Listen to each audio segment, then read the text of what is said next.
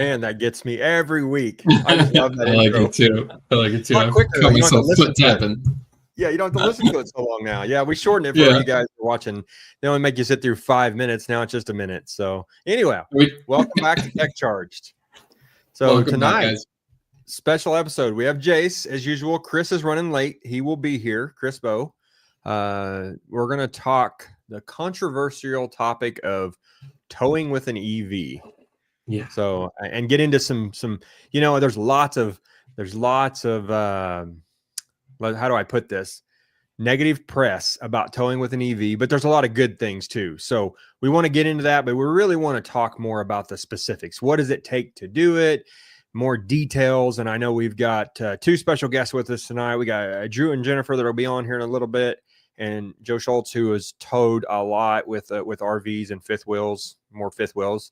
I shouldn't say fifth wheel, more bumper pull. No, but nobody's that I've seen had a fifth wheel hitch in a Lightning yet. I'm tempted, but I think Ford has not recommended it, right? Sure, but Ford does a lot of things that we all don't recommend. But I think it scares.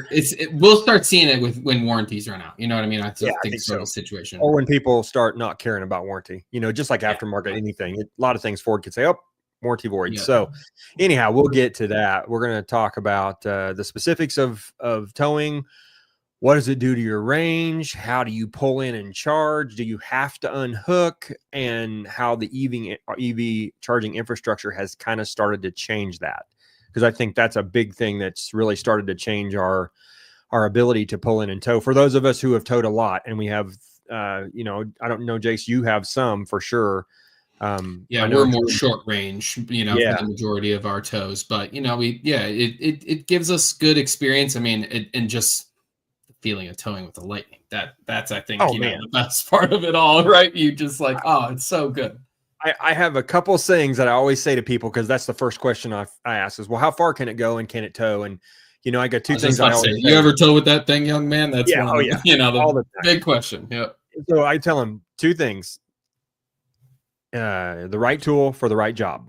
You have to weigh that out. Is it the right tool for what you're doing or not? And the second thing I always tell guys when they say is, hey, for me, the juice is worth the squeeze. And I know that's a movie quote, but it really is, because that power is so unbelievable. Yeah, absolutely.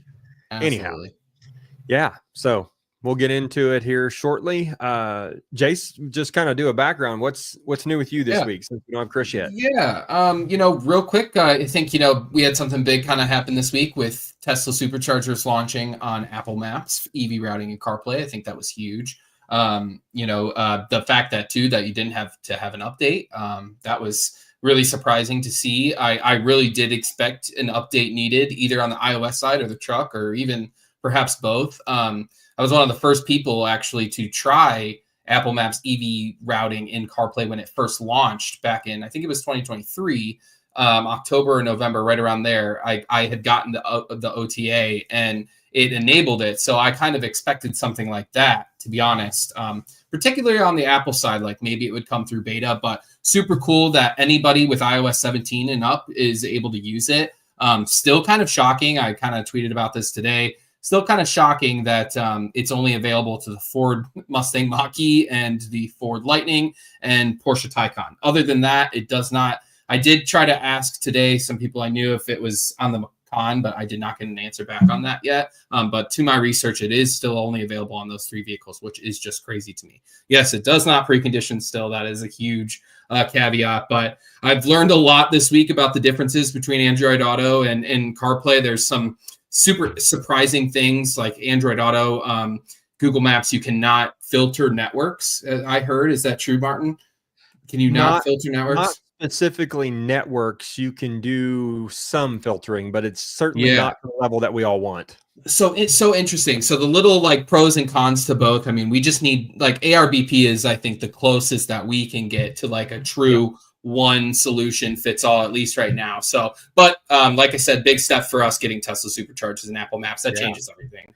So it really does. When we talk about that tonight, I would like to talk about those particular navigation systems when you're towing, because towing is a huge problem for me for navigation systems, especially when you're talking about range estimators. And so I always just revert back to the formula. Yep. doing it in my head or asking Alexa to do the math for me if I can't think of it quickly because I have a 131 kilowatt battery. It's a little hard to do cowboy that quick. It's nice with having the 98. It's a little quicker. Oh, it's so much easier with a standard range, or a 200 kilowatt battery would even make it easier. So, yeah. But what I do notice is with Google EV routing, the GOM is completely crazy. It is not even close. Now, as you get down to the lower pack voltage and the lower range, it starts getting more accurate. But the truck does a good job in the instrument cluster doing that. I'm curious if we've heard or if anybody's towed with Apple Maps yet. I'm hoping we hear some feedback if it does a better job with the estimator. Yeah, it's interesting. We actually don't really use Apple Maps when we tow our boat. We only go like 13 miles to the lake. So, but we'll have to do some testing though. Yeah, exactly. We don't need it, but we will have to do. I'd be curious to do some testing. When we get this summer just for fun and see kind of what it does. But so we got Matt here with us. Join us. Hey, Matt, nice to have you. He says he's going to do it tomorrow. So I'm really curious if Apple Maps does a better job with that range estimator, because I drove about 350 miles yesterday, pulling just a flatbed trailer with a Wingate, which I'll have a video coming out on that, to pick up a lawnmower. But I was getting 1.1 with that gate up, dropped the gate, got 1.4. Same conditions. But I will tell you that it said I was going to arrive with about 45% when I left. I got to the charger with 28. So it was not close. You can't go by that or you're going to run yourself short. So I went back to, again, the old formula. But I'm really curious what Apple Maps will do to help, do a live ETA estimate. Similar to what, because in my mind, and we'll get to Joe and Drew here shortly and ask their opinions on this. But to me, there's only one navigation besides a better route planner that really does a good job with estimating, and that is the factory navigation. I've used it for thousands and thousands of miles, and it actually will run you'll get there with more than what it says, in my experience. Now, that has changed as we have gotten OTAs over the years. It used to be, not as conservative, and you'd maybe run out. Now it's better. So I think that Ford's doing a pretty good job with the estimations, unlike Google EV routing. But without a trailer, I think they're great. I mean, and the nice part for us is you can put it in tow mode and you kind of your GOM changes, right? Your guesstimate is kind of changing anyway. So we don't really need to navigate per se, but at least you get like that, enable, for those who aren't familiar with towing, it will kind of give you an estimation right away as soon as you plug in based on kind of what you put in the settings. To answer that question, this kind of goes along to the question that was asked. Apple Maps does not factor. You cannot put in a trailer to Apple Maps. Apple Maps will simply say, if you're towing, it will have worse range. There's no, it doesn't, that you can't even put in that you're towing. Yeah, there's no ability to say that you're even towing. So the native nav so far is definitely by far, the best to do that if you need to navigate to a charger. But like I said, it will give you a range estimate within the truck anyway when you put it into tow mode based on its towing. And then after, I think for us, it's only like 2 or 3 miles, and it has always estimated much more with our boat just because it's so aerodynamic, and it's not a typical camper. So. Right. The only thing that still kills me is we're 2 years in or a year and a half in, and no Tesla stops in the navigation and the factory nav. So I still find myself using Google EV routing because it's all there. It's so easy to add and subtract, change chargers on the fly. But then you got to, like yesterday when I was coming back, there was an EA station on my way. It took me 10 miles closer to my route, but I had to unhook the trailer. And so we're going to get into that too. So anyhow, without further ado, let's bring on Joe and Drew and Jennifer and hear about their experiences, because I know they're kind of masters at this towing thing with the Lightning as well. So welcome, Joe. Welcome, Drew and Jennifer. Glad to have you guys. Thanks for having us. Sure. So I got some pictures that I saw from that Griffith sent in of your trailers, very similar in size. And I gotta say, I've towed with my you guys have probably followed me on Facebook and the groups a little bit, but I've towed with my enclosed trailer a few times, but not consistently like you guys do. Most of mine is we're doing like cargo trailer, or I'm sorry, like a flatbed trailer with pickups or wreck cars, boats, things like that. Something that the average person would do. And then you go to this monstrosity of a windscreen behind you. So I'm curious to hear a little more about that and some of the things we've been talking about. So I guess, Joe, since you're up, let's hear. I'll pull up some pictures and share. And if you want to share some of your experience and what you kind of find is best practices, or what some things you've learned and and maybe tell us how many miles you've been and all that with your trailer. Yeah, so we have a 36-foot RV. It's like you said, it's a windscreen. I have never towed anything that big on a gas vehicle. I've always I got that after I got the Lightning. So I have no expectation as to what I'm used, like what an ICE vehicle would be doing. This has been right out the gate for me. So Wow. I've learned not to be expectant to get any more range than really the guesstimator is pretty accurate. I get about maybe a mile per kilowatt, maybe, depending on the heat, depending on the wind, all that stuff. Yeah, So, wind and how fast you're going. Exactly. So, I try to dial it down a little bit, maybe 5 miles an hour under, just because of the actual size of this thing. It moves when the wind blows, but towing wise, you don't feel it behind you, only when the wind is kicking up. So yeah, technically a half ton. So you should feel it, even though I've towed a ton with other half tons, and the Lightning is absolutely uncomparable. It is so much better. I have nothing to compare it to. I used to tow a jet ski before this, so this is an extreme a jump in my opinion. But we've started off great, Joe. Just win right now. Go big or go home, really. Yeah. So we've towed up and down the East Coast. We've gone furthest out west Pennsylvania, furthest south probably I want to say close to DC. Just family camping trips and stuff. We've done a couple of things with the Lightning Club up in the Northeast here. We've had a couple outings as well with them. So the truck does no problem at all. When you get there, you can run it off the truck if you need to. You can charge, if you're at a campsite with power, you can charge the truck while you're sitting there. So I really have no complaints. I set my expectations to know that it wasn't going to be very efficient, so that it wasn't disappointing when it wasn't, that terrible. Yeah, right tool for the right job. And you had your expectations to know that you're going to get 1 mile per kilowatt hour and 130 miles of max range. I mean, that's kind of what you expected. Yeah. And, I usually do about 100. I won't try to push to 130 just because of, if I get to a charger, it doesn't work, any sort of backup or anything like that. So, you guys are talking about navigation and what apps you use. I personally loved the Ford planning, the trip planner in the Ford Pass app before they updated. That was I'm still begging for it to come back. That was one of the most easiest ways to plan what chargers, and I could stop, switch over to plug shared, check and make sure that it's been working the past couple weeks.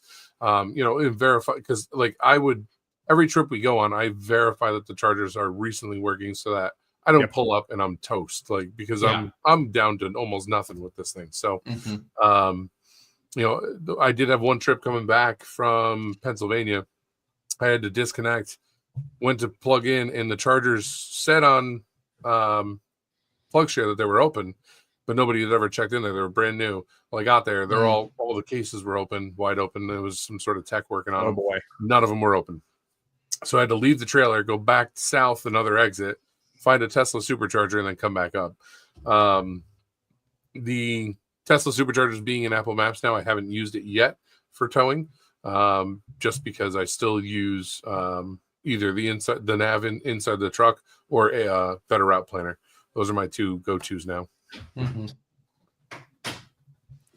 Sure. Sorry about that. So, Chris, welcome, by the way. We caught you come in. You're all sneaky. Oh, yeah, I didn't even notice. Hey, Chris.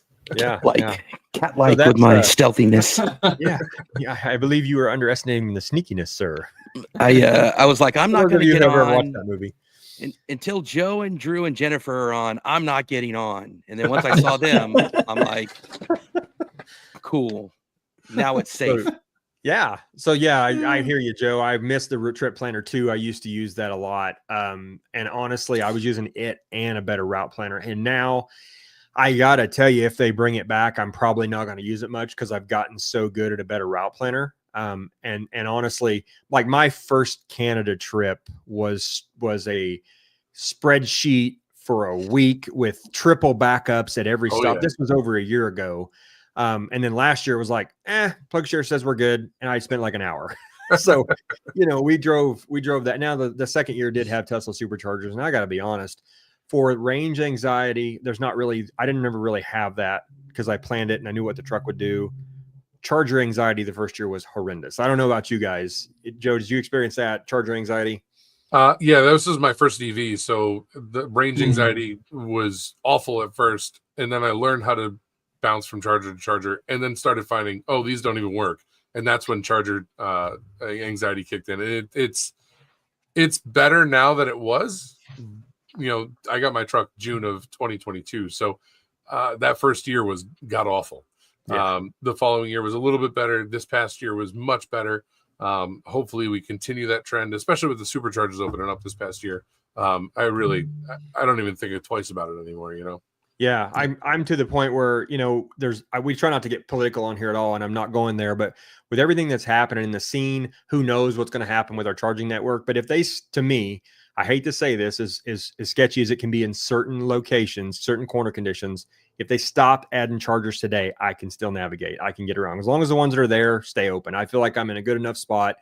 I'm in Coffeyville, Kansas. It's 2 hours to Wichita, Kansas, and that is the gap. You can't do it otherwise. So towing your camper there, I probably couldn't make it, but I know I can make it. I don't try it if I can't. You can get there, but you got to bounce, around a huge circle. There's always a way. And I think that's what we're going to talk about tonight is I'd like to get into the downsides. Like if any of you guys have towed with a F-150 or F-250 diesel or gas, go into this. What do you find as being like, okay, being honest, what's the thing that, and Joe, you said you don't have any other experience, but maybe Drew and Jennifer, good time for you guys to jump in. Did you guys come from something else and roll to this, or? F-350, F-250, 18-wheeler, all of them. Hybrid F-150. We towed prior to this. And honestly, I still own a 350. And the only time I ever use a 350 is if my battery is so low and I want to get somewhere so fast that I'm willing to spend $600 to do it. Yeah. As the passenger, because we have a trailer about the size of Joe's, maybe a little bit bigger. As the passenger, being in the 350, you can feel that trailer and it sucks the diesel. It's just like, oh man, there is a trailer back there. Being in the 250, it was the same way. The 250 was bought specifically to tow the trailer. We ended up not really taking it too much places because it was very expensive. When we got the 150 hybrid, it was supposed to tow the trailer, but you knew it was back there and it was scary. Now in this Lightning, this truck has been the absolute best truck to pull this trailer. You don't know it's back there. It pulls it with no problems. To Joe's point and Martin's point, just stop about every 100, 115 miles, which in our area in Texas, there's a Buc-ee's about every 100, 115 miles, and most of them have Tesla chargers. So we don't typically have a problem getting it charged, but I wouldn't even get in the F-150 hybrid, but in this Lightning, he's like, no, you got to get in it. And I got in it and I was surprised. I'm like, okay, where else do we need to go? You brought that up. Do you find that Buc-ee's costs you a whole lot extra money when you go there? Because it does me for some reason. Those $15 burgers. The soda, the snacks. We don't have any Buc-ee's up here, unfortunately, so I've never tried it. Don't get hooked. Never had that $15 pulled pork will kill you. They're adding one. I think it's 3 hours away, so it'll be the closest one yet. So I might have to go. Chris, have you been at a Buc-ee's yet? I have not. When Chem Power brought me out to North Carolina, as I was driving from the airport towards where they were, I saw a sign about a Buc-ee's, and it was the other direction and a few hours. But I was so tempted to go completely the other direction. At some point, I was like, I need to see this Buc-ee's. They'll put these signs 300 miles away from the Buc-ee's, and every 100 miles or so tell you that there's one coming up. Yeah. Oh yeah. I did get to experience my first Waffle House. Wow! That was a staple for us. Yeah, we don't have those out here, but no, the Buc-ee's is like my white whale, man. It is the quest that I am still on to experience.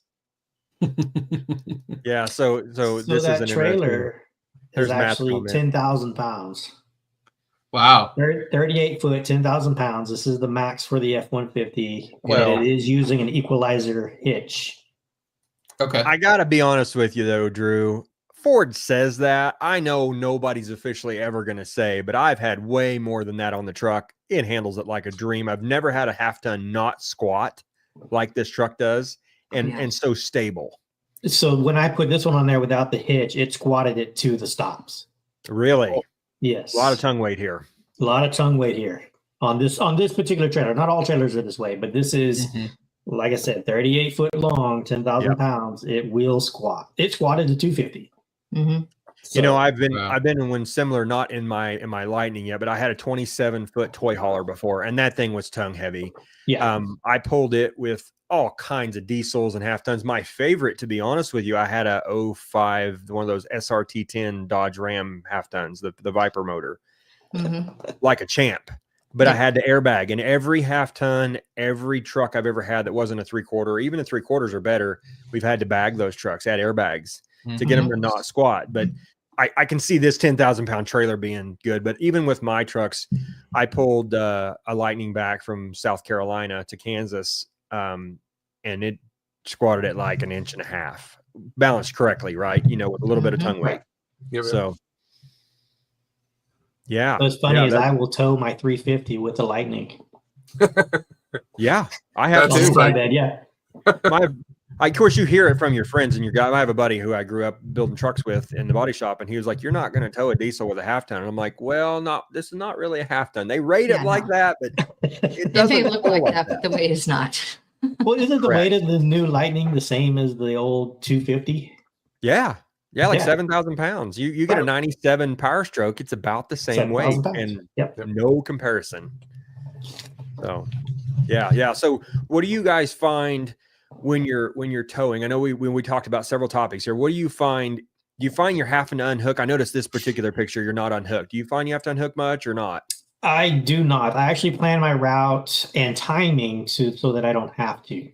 And so I will choose the Buc-ee's, the barbecue joints here in Texas, and come in when there's nobody else there. If I don't have to unhook, I will not. Even at Walmart, EA, if I'm blocking the road, I got a cone you can go around. The parking lot's big enough. One, that trailer's 38 foot, trying to put it on a sideways slope of a cement, it's going to roll. Yeah. I don't want it rolling to someone. I was at here in Texas, down south with the barbecue pit, and someone had unhooked the box trailer, left, and someone else pulled up, cut the lock, took the trailer. Yeah. So no, I'll block a road. I'll do whatever I can. I think they told us we couldn't park there. The fire marshal was there, so he just walked away. Yeah.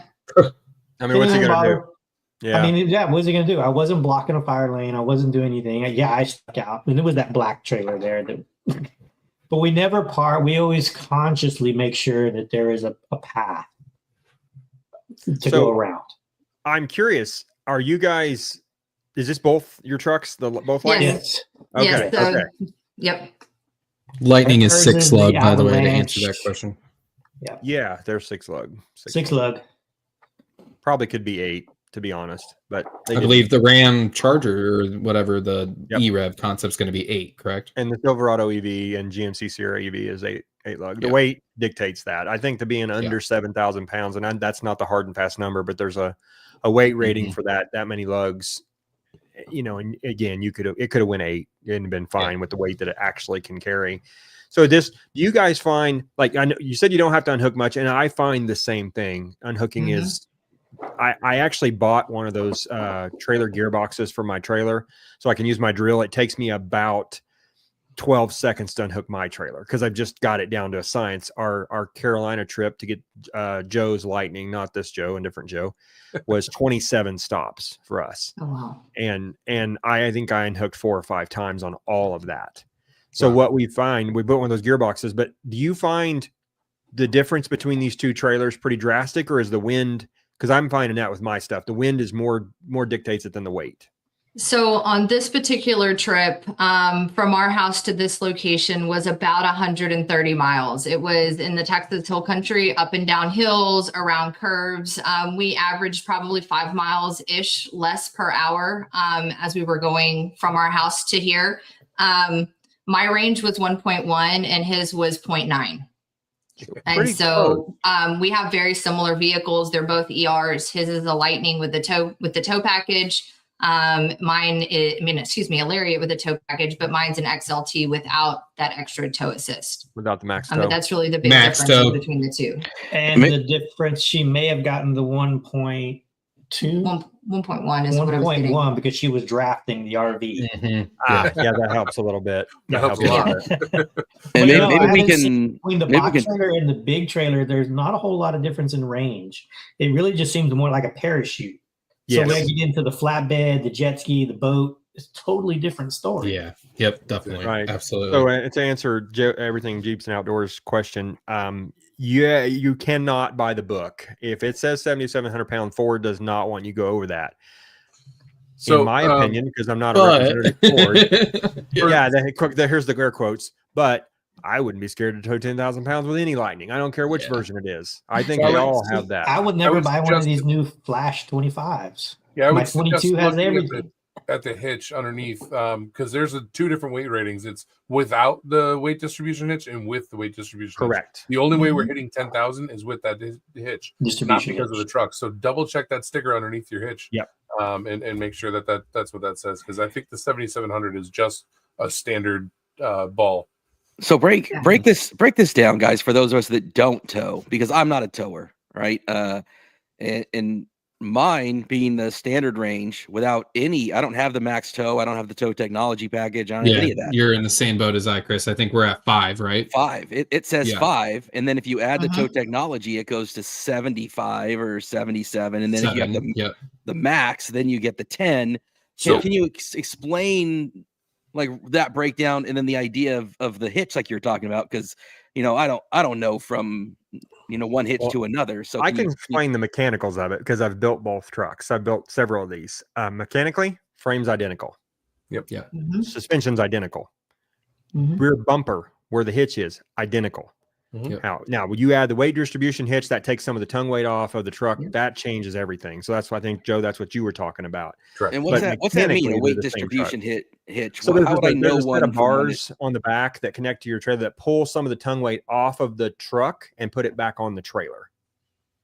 You can think of it as adding a frame between the trailer wheels and the rear axle of your truck. It's adjustable. It really makes it more solid. You see that trailer's level towing. It has a weight distribution hitch. Yep. Without it, that weight distribution hitch, that truck is squatted all the way down to it stops. So that's what you and Joe are both using a weight distribution hitch? I highly recommend anybody towing, whether it's rated or not, use a distribution hitch. Yeah. It's totally different. Safer, it helps with the wind control, weight distribution. It does a lot more than just weight distribution and towing level. Yeah, so this is kind of what we're talking about. This is just a knockoff, just a VVOR version, but this is your hitch, and there's these bars that connect to the trailer, and it basically pry bars that trailer, if you will, and pulls that weight back up. And it's interesting that you bring that up, Drew, because I have pulled that toy hauler a ton with that Dodge, probably 50,000 miles, and I had to have this, and it does make the thing more stable. You don't get that front end float like you normally would. Were you using the chain or were you using a full bar? Mine was the chain style at the end of the bar up to, you had to cam it up. So that's a little different setup. It's probably I took my chain out and went back to full bar. Yeah, I think these are better. I think the sway control works so much better with the bar than it did with the chain. Yes. So I think the other things to talk about is the difference. So a lot of people get confused on tow technology versus max tow package. So that's something that we should probably got to address, because I've had both trucks. The tow technology package, you don't necessarily get max tow, but sometimes it can come with it, not in the same because of it, but you can get it. So the tow technology package is going to give you, which I believe though now that has changed. I want to be clear. Yeah. Now it's packaged together. Yeah, it used to not be the case for 22 to 20. I believe through 24. I believe this is a change. 22 tow package included coolers for the more cooling. Yep. Well, exactly to be clear. So I have a lot of experience with building these on that. So the difference is you get a different condenser underneath of the frunk. It's a split condenser on the max tow. Half of that condenser feeds the cabin. The other half of that condenser feeds the cooling circuit. So there's two compressors. The max tow compressor sits basically where the center hump would, where your transmission would go in a regular ICE vehicle. The other one is sitting up on the top. If you don't have a max tow, it's one compressor, one condenser. So I'm telling myself here a little bit. I didn't know that when I built the White Lightning on the channel. So I bought a condenser off of eBay, off of guys up north. Guess what? I got a max tow condenser, non-max tow truck. So I don't really know how this is going to perform when I get in the heat of the summer and I tow heavy, which we're going to do this year a lot. If it doesn't work out so well, I'll just order the regular tow condenser. So I don't know, because half of my condenser right now is not even being used on my truck. This is nobody in the world but Martin Rebuild's truck. So we'll see how that goes. But having that dual condenser, I've never been at a stop where I saw over 112 degrees charging, and I've never been at a stop where I felt like I needed to back off of it. I don't know if you feel like there was that. Martin, wasn't there one where you were towing back and it didn't have max tow, and you did experience some extra heat? Yeah, on this truck I have now. Now the 22 that was max tow, I've never had a problem. But this one, towing our Bobcat with the hot tub on the trailer, the battery never got hot, but I noticed the motor temps coming up to like 150 degrees, and the truck started pulling power. And this was not in a cold day. This was like a 55, 60 degree day. So it started pulling power. That in Texas, 110 degrees outside, 38 foot, running at 80 miles an hour. Yeah. It cut down. It got warm. Max tow or no? Away from me. Max tow. Wow. Now, Drew, do you guys you were towing at 80 miles an hour? I know. Yeah. Oh, no. I've done it a lot. I think the speed limit was 70, or 75. Yeah. Texas. Yeah. That's big Texas open roads, man. Everything's bigger in Texas, baby. Yeah. Man, oh my God. We were doing with the boat coming out of Texas doing 90, and I hate to say that, but it just acts like it's not there. Yeah. That's the scariest part of it is you don't know it's there. Yep. You don't know. Not like in the F-150 hybrid, if I got up to 80 miles an hour with that thing, oh, hell, no. Scared no, it weighs all over. 55, yeah. 60. I think the weight and the solid rear axle lack of in the hybrid, the power boost is just not the same. The Lightning with the weight and the way the independent rear plants that truck. Yeah. Joe, did you ever notice any temperature related issues or anything with yours? So do you have max tow on your? Yeah, I do not have max tow on my truck, and I have never seen the temperature go above the center line. Only when I'm charging. When I'm making charging. And that changed early on with some OTAs. I know they never used to move at all, but lately most of us got enough OTAs that you see it start to move. Are any of you guys using Car Scanner and some OBD2s to monitor other things, or just? I got my OBD recently, probably I think 6 months ago. I haven't towed with it. I haven't kept an eye on the numbers there, but I would always keep an eye on those gauges. I never had an issue. And like I said, I don't have the max tow, but I have the tow technology package on mine. So I went underneath the hitch and found that sticker and got all my weights from there. So I'm not really sure. Same as yours, then, Joe. I have a white ER non-max tow now. It's a 23. Same thing. Yeah. You guys, Drew and Jennifer, do you guys run that scanner pretty much all the time when you're towing, or do you just check in on it? So he runs it. I run it while I'm going down the road. And I bought two, one to run a better route planner, to plan my route better. The Canada trip from Texas, I used it. But Car Scanner, I typically only use just to watch some temps and the battery. Hey, what's my percentage loss at 106,000 miles? So, yeah, I think you're the highest. I was wondering in any of the forums I've seen. I haven't found anybody over 100 yet. There's a guy in Canada. He has 250 on his. So, 250K? 250K. He's a 2022 farmer. Kilometers or miles? Miles. Wow. So I know you wouldn't even know it was a Lightning anymore. It's all trash. It's a farm truck. Yeah. Trash that truck. It's That's fun. So Patrick had 140 on his truck when he traded it in. It was a standard range converted to an extended range, and they traded it in. Still gave him like 38,000 for the truck with 140 on it.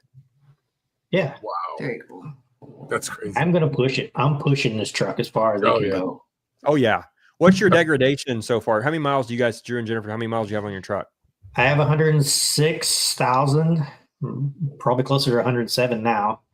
And degradation, I'm at 93% remaining. That's impressive. I've had mine just over a year, and it's got 29,000 miles on it. And that is showing 100%. Yeah, it's of course showing 100%. We haven't plugged the plug I plugged in it. Yours is 100%. Yeah. So it depends on. Oh, of course, we've talked about this in prior episodes, but it depends on the state of charge and how much you've cycled the battery and the battery sway and BMS sway and all that. So that'll make a difference. But my truck has got 27 on it now. It shows 100. The 22 that we sold at 65,000 miles now has 70 on it. I sold it to my brother-in-law, and it showed 98.5 when I sold it at 65,000 miles, roughly. I love hearing these numbers, man. It's great. Drew and Jennifer, just curious, have you done any research or found anyone that does do battery warranty after 100K at all? No. I've heard there's some companies looking into it. We have a Ford dealer here that does really well with EVs, so we'll just trust them. Cool. Yeah. Very cool. Are you guys 5,000 and I got 98.5 still? Any of you guys had module replacements as far as our guests here? I had a recall on a battery module that was done. It wasn't a battery it was a controller, I think. And then I've had 2 charge port actuators replaced on mine. Yep. One was like it was 2 weeks out of the shop, or 2 weeks new, and the actuator went out and I couldn't charge. And then just recently I came out of Canada, went to a show with her, plugged it in the rain, used the 110 plug, got home, all kinds of errors, and wouldn't charge. So I had enough to drive to the dealership, got it there, and they sure enough that actuator again. So, we used to keep extra belts in the truck. Now I'm going to keep an extra actuator. It's not hard to change. I hate to say it. Some of this stuff gets scary, and everybody wants to go, especially with ours being the shop. I'm going to try to do some more videos of individual component changes, because some of this is just not hard. We really try. I want to see that, because I can't figure out how to get to it. So without tearing everything apart. Yeah, if you watch my video on the white one, it'll show that in there. I don't specifically call it out, but we had the cab off and the frame swap and everything. So it's there somewhere. I'll have to look it up, and maybe I'll just make you a special video for that one. That'd be awesome. So I want to give a special shout out to our EV influencer of the year, EV Geek, in the house tonight. Great to see you hanging out in the comments. Congratulations. That's awesome. Yeah. Yes, congrats. Yeah, that's interesting. The Tesla with 90K having 10% degradation. My daughter's 2022 Model 3, it was a Hertz car, has 118 on it, so almost around a warranty, and it's running at like 82%. It's kind of not impressive. Yeah, she struggles to get from Coffeyville to Tulsa, which is an hour and back. In the winter, it's 5% rolling back in the house, and she was complaining. Bought that car to commute for college, and so I said the Lightnings don't do that. At 100K, you might have 5%, 6%, depending on how you've been charging. Yep. Kurt, are you using Car Scanner? That's the lowest I've seen somebody pop up here at 96.5. Is that what everybody's kind of using to gauge? Are we trusting that Car Scanner is? That's what I. Yeah. Again, I think it matters with how many cycles you've done. If you've done a recent cycle, I think there's a lot. But I do think overall it's giving a basically accurate number. Every time I look at mine, I've just finished charging the truck before I pull that battery number. Yeah. Every single time. So I know every single time it's the same. Are you doing 100%, or you don't not necessarily? Oh, 100% every night. You guys. Really? Yeah. Oh, really? Yeah. I heard the 90. You know what? I'm going to tear this truck up. I'm going to find out what it's going to do. And what's going to break. Here's the killer thing, though, Drew. You're not charging to 100%. You're only charging to 90. You're getting 95. So it's really good. I've had a lot of people. The dash says 100%. Yeah. Well, there's there's the displayed and the actual. And then they're different, right? Yeah. So I've had my high voltage line replaced in my entire truck. That's the only thing I had, and that's pretty good. Hasn't been right since, but we're getting there. I was just about to ask you, how are you doing? Is it? I replaced the front camera and the logo the other night. I bought a $300 brand new part, went and replaced that, and it didn't do a thing. So I'm still trying to figure out. I'm going to the dealer next week to have him look at the module for the imaging processing because it might need alignment that's or above something. me. Yeah, I that's something I'd like to get more into that. Having guys, if you're in our area, have them work on trucks because the dealer wants to charge you so much. Especially if you're not under warranty, so much money for like alignments and cameras, and you don't have to have FDRS to do some of that. You can use an Autel or a Launch or another brand Matco scanner to do those 360 camera alignments. Yeah. If it runs that and it fails, then they got to look at replacing the module, which there's an IPMA module for that can be calibrated or changed. So that may be what you're fighting. I think that's where I'm at. Yeah, because the buttons came back to turn it on, but it still doesn't turn on. So something's going on. Joe and I are personally responsible for all of Ford's losses. Both of our trucks were taken apart the same week. Yeah, mine was the other one at least, though. Mine at least wasn't high voltage. I was the low voltage on my harness. Yeah. So, and I've got one right now. Bumped into the lady over Christmas break. It was my fault. She slammed on the brakes, but I was falling too close. And now I'm getting lane centering not available about every time I hit the cruise. So it's intermittent. I'm 99% sure I got a wire pinched or something somewhere because we replaced that adaptive cruise module in the bumper when we replaced the rest of the plastic pieces. And I'm pretty sure that's just a wiring issue. But I'll when I get into actually working at it, I'm going to make a video on it because it's something that these are the types of things that we're going to start seeing with electrical vehicles long term. More wires, more connections means more opportunity for infiltration of water and corrosion. So I think we don't have the moving parts, but EVs still require maintenance. That's what's interesting. Just not the same kind of maintenance. It's different. Chris, I know you had an interesting thing come up this week about the dealer trying to sell you on a bunch of Martin saving me $1,000. I mean, I knew better, but I thought it was funny, so I shared it with Martin. I went by my dealer for some warranty things. My light bars are getting water in them.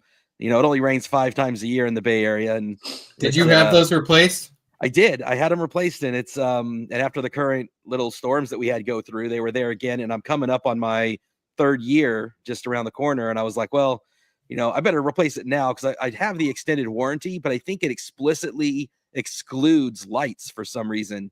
And it depends on the one you can add like a light package, but yeah. And it's so I was like, I better get this done now. And so I brought it in there so they could address that. But while I was there, I was like, well, I'm at my 30,000. I haven't done any maintenance at all, aside from windshield wiper fluid. And I said, hey, have you rotated your tires? I did. Okay. Yeah, I was gonna say, geez, in 30,000. Oh no. Yeah. No, we have a place out here called America's Tire. I think it's called Discount Tire. The rest of the country, they will rotate your tires for free, and then they'll plug your tires for free. So I give them. They know, and they know that I'm gonna buy my tires from them, and that's just kind of the deal. So yeah, that's what I ended up doing. And they gave me an estimate for almost $1,300 to do the 30,000 mile service. That included checking the transmission. Good call out, thanks guys. The oil, cleaning out the CCS plug. What was the other one, Martin? There was another one in there, like something else that didn't exist. The transfer case or something, or transfer case or something. And I'm like, Chris, we don't have a transfer case. No. Yeah, and I for a minute, and I saw your declined services too. You had like a couple others that were like, dent or silly stuff. No, it was like windshield wiper fluid was like a certain amount, and there was like the CCS charge port door was like $112 to clean. Rotation was 50. Rotation was 50. I'm like, I'll get that for free. So I just thought, and I knew that there's brake. There was something about the brake fluid, and I'm like, they wanted to redo with all your brake fluid, right? Like draining. They just asked me last week they wanted to do mine, and I'm like, go ahead, Joe. I use regenerative braking. I'm like, are you sure that needs to be done at 3 years? Like, I barely touch my brakes. He's like, no, because it can corrode and this and that. I actually looked in the owner's manual. It does say at 3 years you're supposed to change that. So they're not totally blowing smoke up your butt. But okay. I don't know. It's still a hard sell for me personally. Like, I think I'm going to risk it for the biscuit, man. After talking I'm good too. To be honest, I'll go another year. To be honest, the thing that you probably should check is the I'm going to put this in simple terms, the level of corrosion resistance in your antifreeze. So there's antifreeze in this truck, just like you have in a gas truck going through that system, and it can degrade. Now, you don't have the electrolysis happening against the aluminum as bad as you would in, say, a diesel or something like that. But they make a meter. You just stick it in there. You check it to make sure it's still good. And you wouldn't want to check that. The problem with an EV is you don't want to check it in the overflow tank, because that's just an overflow tank. I mean, it pulls there, but it doesn't push it back up there like it does in a regular car. It's not cycling it as much as it is in a gas car. But that is something that at some point we have to think about. You know, being an engineer myself, I have a hard time hearing myself say, Chris, don't worry about the brake fluid at 30,000 miles. But the 30-year mechanic in me goes, I've seen trucks with 350,000 miles of original brake fluid, and they still function. Now, I'm not saying it's good, but it's you know, they'll get a little dark in color, and they do lose some of their anti-corrosive properties over time. But I think that totally depends on the system, depends on your usage, and time versus, you know, like you guys will know in Texas, you might drive an hour before you even touch the brakes, but Chris in San Francisco is using them every 10 minutes if he's in a gas car. Yeah, I specifically had the dealer check my brakes this last time, because at 106,000 miles and no maintenance, I went, never have I had a vehicle last 106,000 miles and not replace some pads. Yeah. Now, Drew, I know in the owner's manual, it says at 100,000 miles you're supposed to have the front and rear diff. It's differential. I think it's the oil in the electric motors themselves. Yeah, the differential. Yeah, do you have that? Do they do that?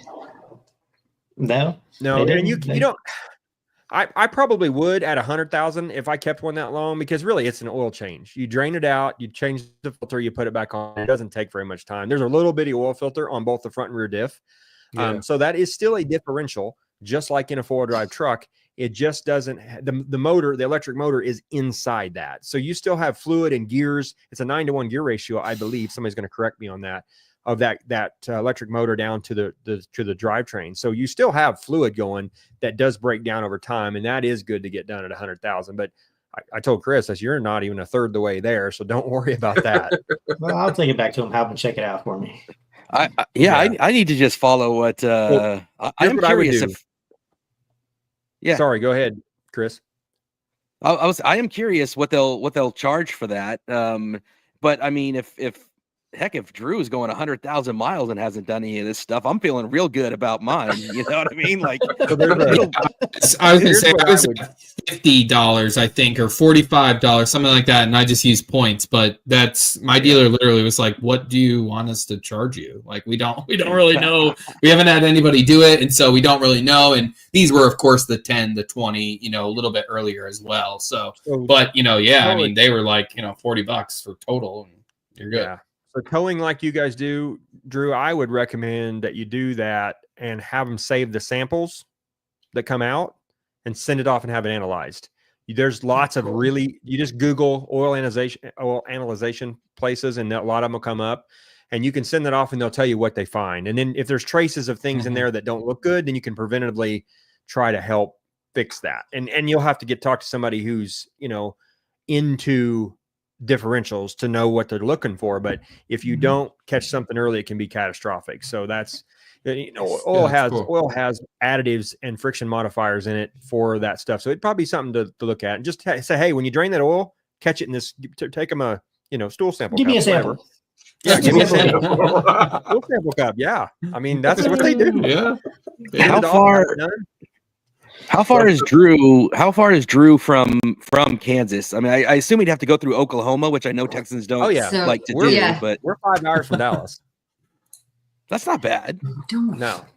Are you guys are you in South Texas, or? We're north of Houston. So we're looking probably, I don't know, 10, 12 Kansas hours? City, Kansas, or Kansas City, Missouri? Kansas. No, I'm right north of Tulsa. I'm right on the line in Coffeyville. So I'm just inside Kansas, north of Tulsa. Oh, I just went by there not too long ago. Yeah, it's about 10, 12 hours, if I remember right, on his trip back from Canada. I think it's about 10, 12 hours. You guys probably went up I-44 and then 71 to Kansas City, and then that's a good. I took multiple routes. Multiple routes. Okay, I've done 2 trips up there. My 22 Lightning went to Texas. It's in Dripping Springs, just there by Austin. There you go. Where it lives now. 713 miles. Yep. Wow. From here. Yeah. And were you towing? To the Canada trip, no. To Missouri, I had the bed of the truck loaded with equipment, but I unloaded in Missouri, so it was okay. Yeah. Probably nice for once not to have to tow. I don't really care. I think I don't either. Longest tow, you never know.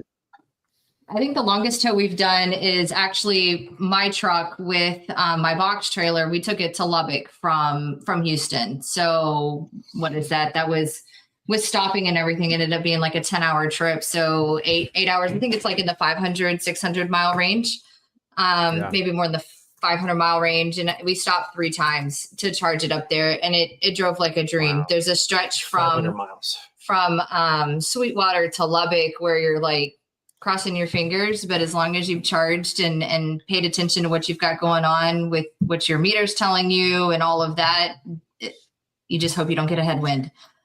Because Lubbock used to be a dry area for electric chargers, but it's not so much anymore. Do you find yourself trusting the GOM, or are you doing manual calculations to make sure it's accurate?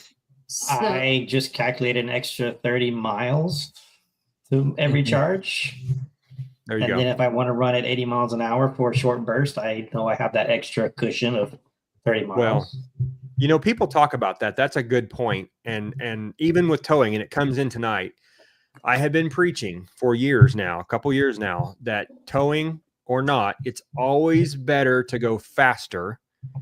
And if you can make it to the next charger, that's a big caveat. And if you can't skip a charger, if you're just going to make it to the next one, there's no way you could skip it and get on to the next one down the road. The truck will pull energy out of the battery much slower than the charger puts it back in. So you can pull out about 50 to 80 kilowatts at a time. Like I was pulling about 50 kilowatts out of the battery, towing to Wichita yesterday when I had my big enclosed trailer, which is going to be similar to your 38 foot. I had a car in it. It was probably 9,000 pounds or so. I was getting 0.9 on that trip, and it pulls about 80 kilowatts out. So 80 kilowatt hours. So that you can put it back in at 180 or 130 after the curve dies. So it still goes back in faster. So I've always been saying, because people say, oh, slow down. And that is great advice if you can't make it. Oh, and see, we slow down because just the wind, the trailers themselves. Right. Now the box trailer, Jennifer's, we could probably pull it at 80 and not have a problem. But that big 38 foot, no. Too much for that. You need a dually to really stabilize that. Even the dually didn't care. I still run the dually at 65. So, yeah. It's just it all depends on the trailer, right? Well, in the wind you're in that day, we used to pull a 45-foot toy hauler fifth wheel on a 450, and that didn't matter if there's no wind. But if you got in the wind, it's a little sketchy. Yeah, it matters. Or you blow a tire at whatever speed, and it's just the tire. Especially tomorrow, it sounds like. Chris, you're not going to get to experience it. Drew and Jen, are you guys going to get that wind tomorrow like we are? They're talking 75 mile an hour winds here tomorrow. I don't think it's going to get so bad down here, but one of our kids is traveling back from Lubbock in it tomorrow. So fingers crossed that all is well coming back. A camper. No, not at all. Her little escape, she should be fine. But no, that wind is scary. I've done some upgrades to my truck. Some of y'all have probably seen it with the rack in the back and the tires and the rims, and it's probably put 500 pounds or more on my truck than what I already had on it before as a standard. And so you can feel the wind and you can also tell the wind makes a difference in your speed, in your kilowatt per hour. So I was driving a normal route that I probably get 1.8, 1.9 normally in my normal driving habits. And because of the wind and the additional weight, I was getting 1.2.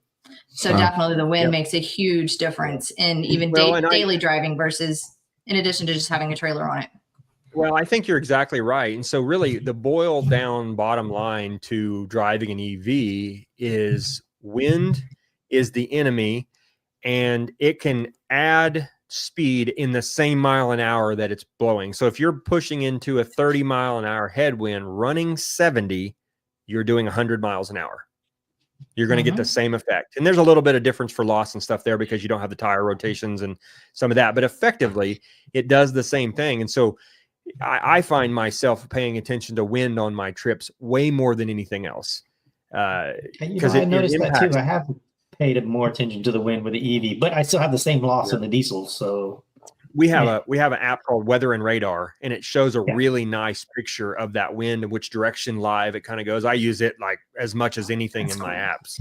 On iOS, its weather app is a really nice, just the regular weather app has a really, really, really nice wind map that gives you a great idea. With the Great Lakes, we kind of have all sorts of things going on here at many different times, and the way the winds come off the lake can really, seems like really when I was in Canada, Google Maps, when I was plugged in a truck, gave me wind direction and speed right there on the screen.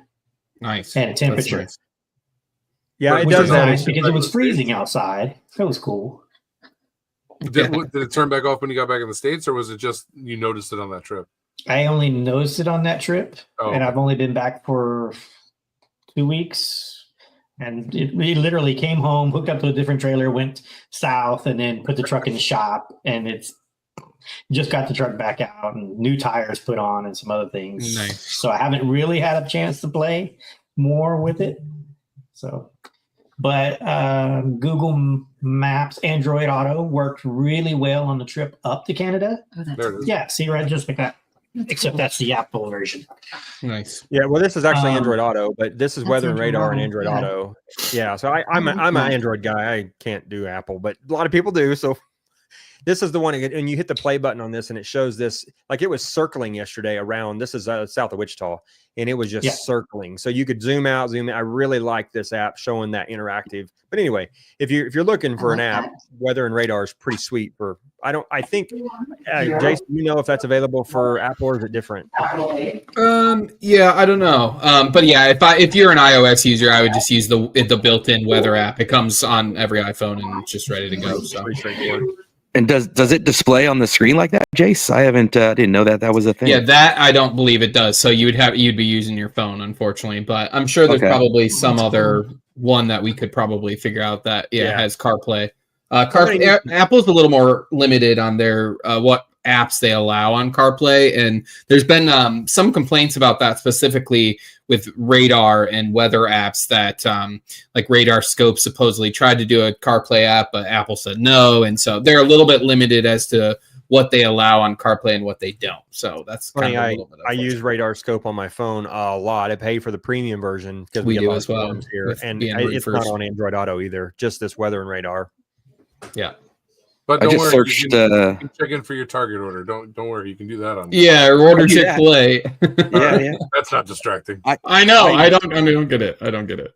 I regularly use the Target one. It's Chris, really? you're the one that turned me onto it. I didn't know it existed, and I just used it for the first time today. And I the was so first pulled away world from problems that we have these days. my wife puts it in, man. She gives me a text. Hey, on the way home, it's in the truck waiting to go. I hit the little thing. I'm telling you, man, it's the secret. They bring it out to you or what? Yeah. What's that?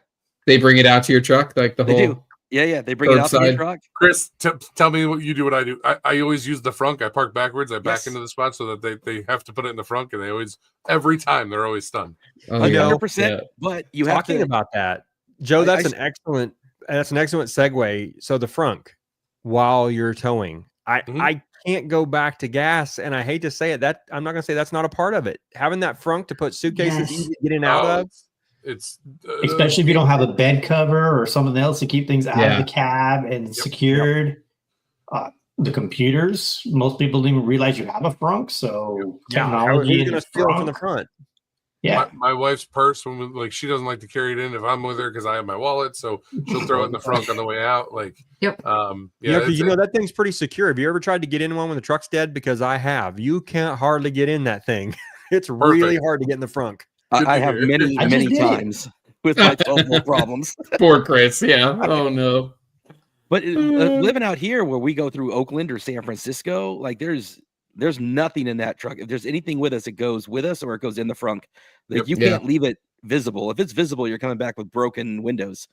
So that's a good point, because when you have a Rivian or a Cybertruck, it's much smaller. And I really want to try a Cybertruck towing because of the way they are, but I'm a little scared especially with the video that came out. What's his name? Jerry rigs everything.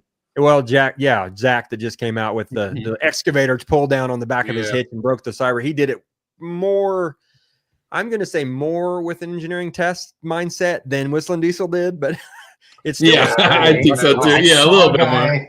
I saw a guy in, I think it was Kansas, on the way back at one charging station. He was towing his Corvette behind his Cybertruck on a U-Haul trailer, and it looked like the hitch was bending down from the truck.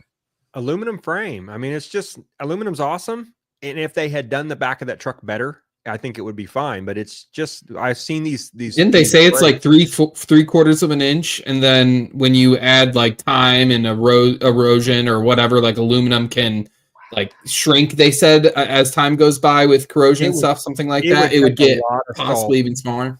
It would take a lot of salt. It's just not very thick to begin with. Yeah.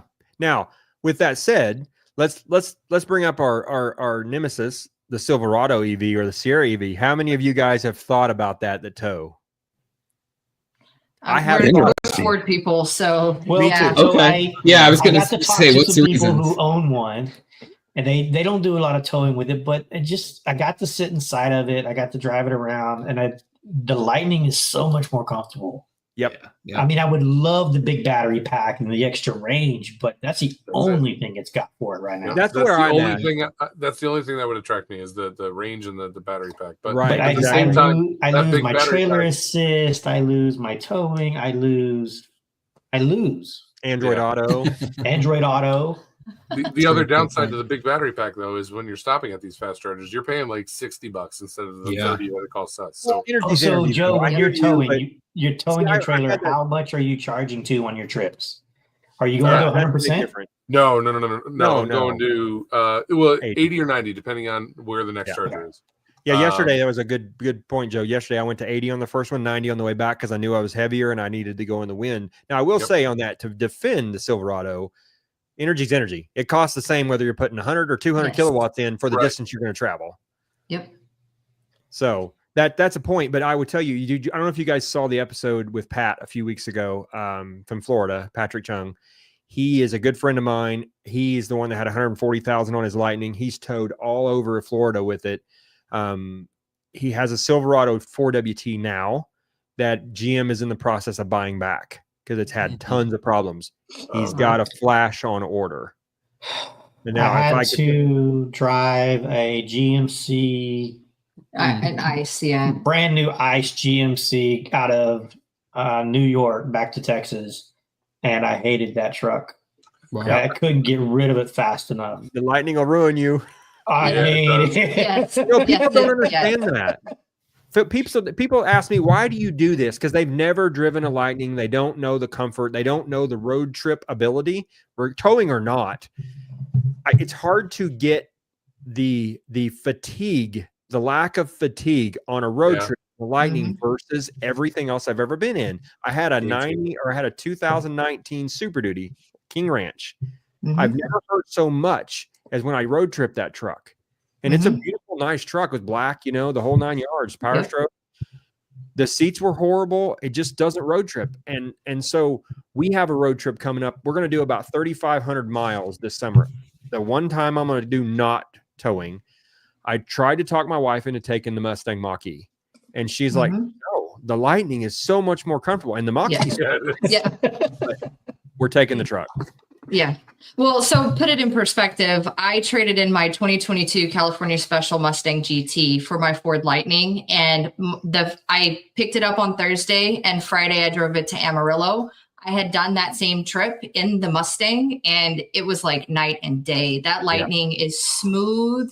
It rides like a dream. I had leather put into it because I have an XLT, so it came with just the fabric, and it's been a game changer. I absolutely loved my Mustang. Don't get me wrong, but man, I love my Lightning. Jennifer, I think you'd love to talk to my wife, Sean, because she was driving the 23 Lariat that I have now. She drove it for about a year. I had the 22 Lariat, and I had a good deal. A friend of ours wrecked their Grabber Blue Mustang GT Performance Edition. So I picked it up. We built it in the shop and I said, here, drive this. And the first week or two, it was like, I miss my truck. She's used to it now. It's a smaller car. The one thing she likes about the Mustang is it's easier to park. You know, you're whipping into places, banks and stuff like that. Yeah, with the 360 cameras. I know. And she's like, well, I would tell her if I told her tomorrow we bought another Lightning, which I thought we had an XLT in extended range, a little bit of a unicorn because I don't make it anymore, bought. And she said, I'd go back to that because she loves the truck. So, but she doesn't tow. So does the Mach-E not have a 360 camera? My wife does. Yeah. Oh, okay. The Mach-E does, but the Mustang GT does not. The GT does not. The ICE vehicle does not. Yeah, ICE thing. Yeah. That's another good segue if we're going to convert over, because so we've talked about the Silverado now and why we wouldn't go back to it after having it. And I've driven one, and after hearing all the horror stories with Pat, maybe after they get the bugs worked out, it'll be more reliable. I'm not a GM fan. I would buy it before I bought a Dodge. I hate to say that. Yes, agreed. So the upcoming Ram Charger and what we thought was going to be a high mileage Rev, I actually had a Rev on order because I don't want to do two systems. Not very bad. I'd like to stay battery. It's just less complications. The Ram Charger is interesting. It's got too much engine for me. I don't need it to be fully gas all the time. I don't mind stopping a little bit every so often. So if you think about this on a road trip, if you guys could tow and you could go 3 to 4 hours towing and then 5 or 6 when you're not towing, that would be ideal. I have two small kids. Full battery? Do what? If it was full battery all day long.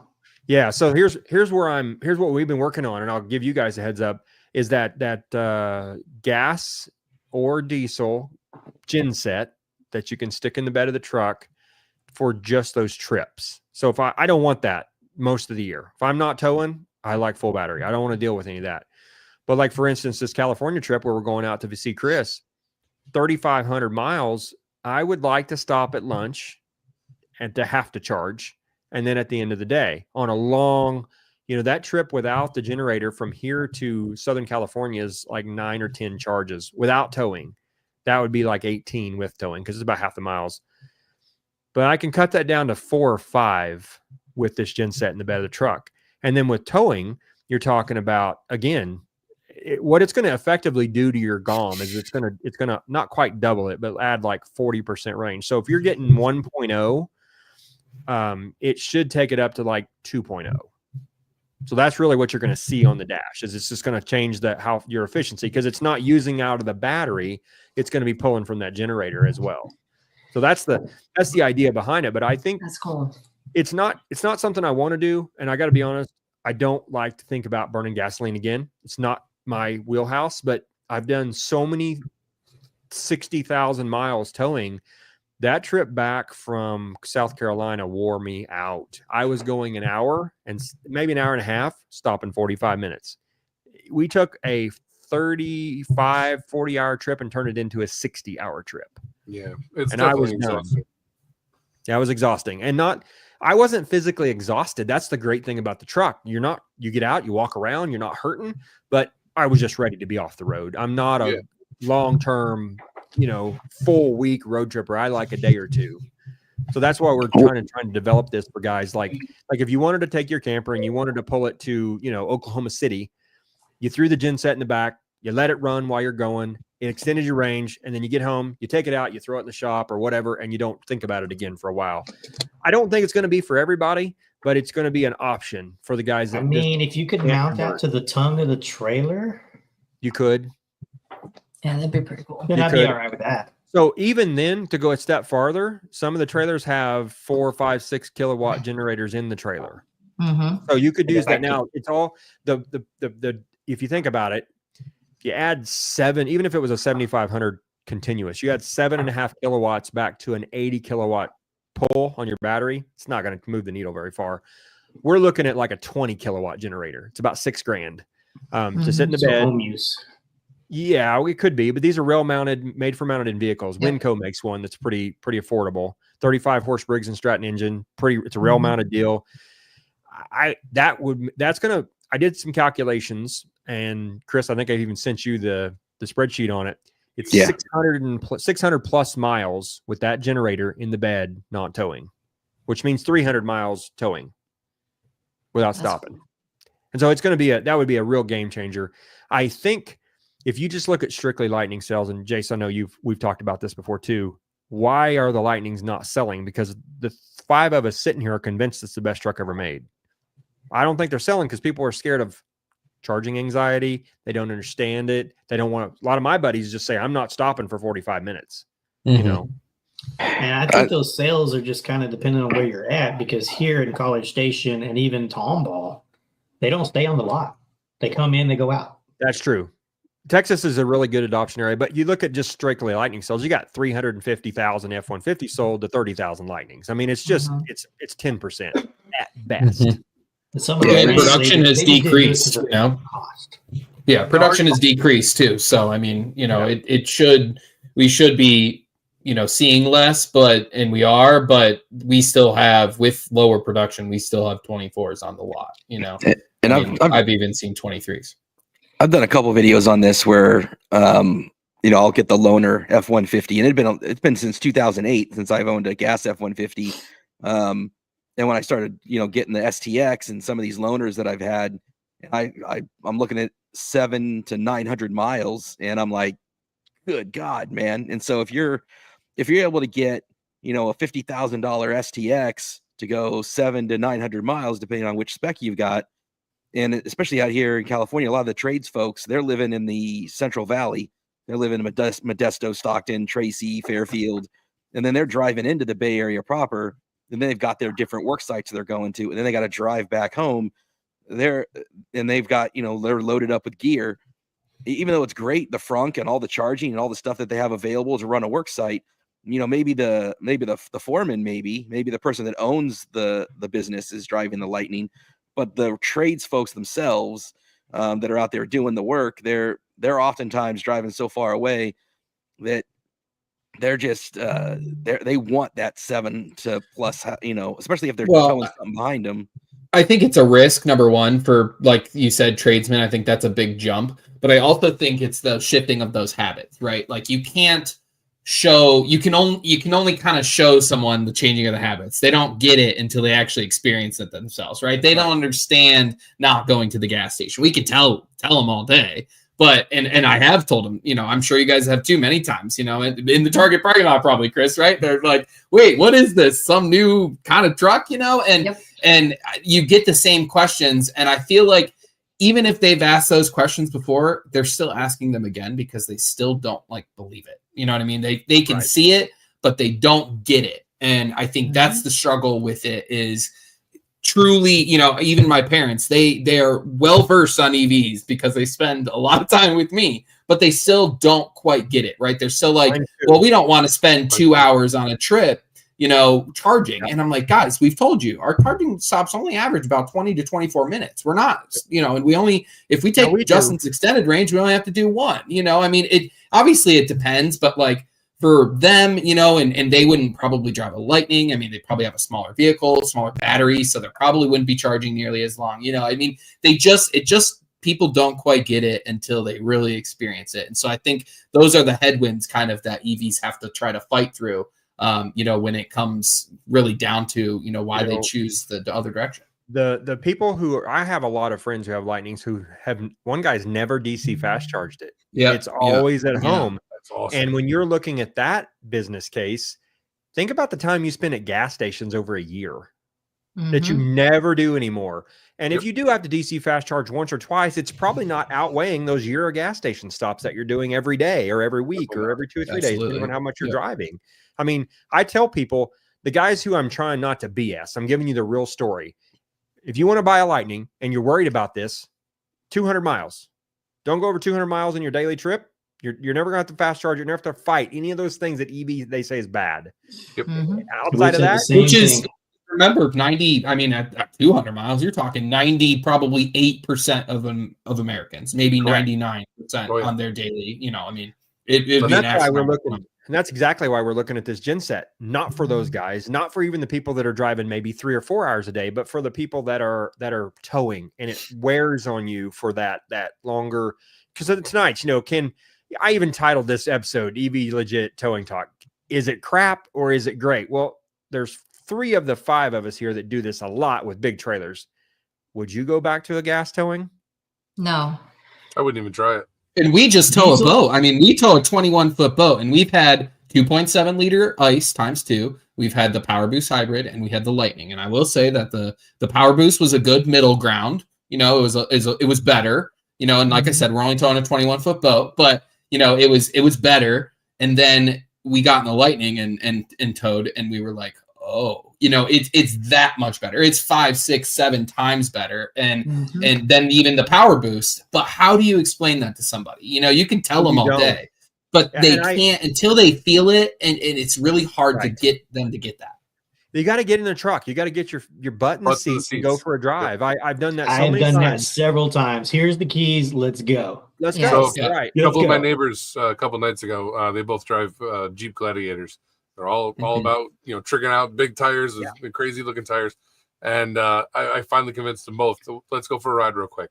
So we run down to an old abandoned grocery store. It's got literally a drag strip in the back.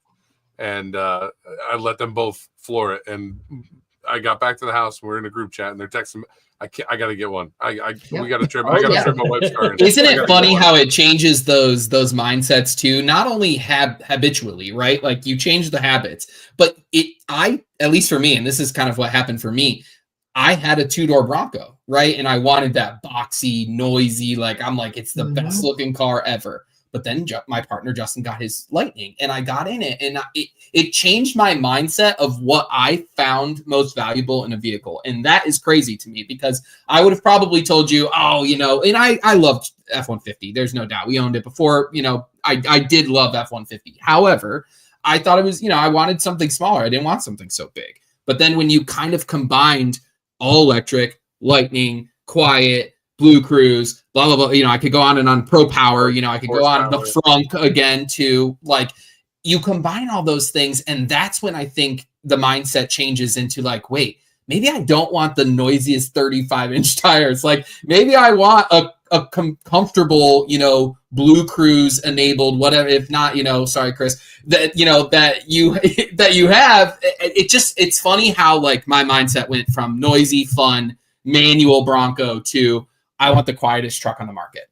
So you can have the best of both worlds. I just did all that to my truck. I've got 20-inch rims with the big thing on the back, and so you can have the best of both worlds. Yeah, it's a little bit more noisy, but it still tows. Nothing like a 2-door Bronco. I can promise you that.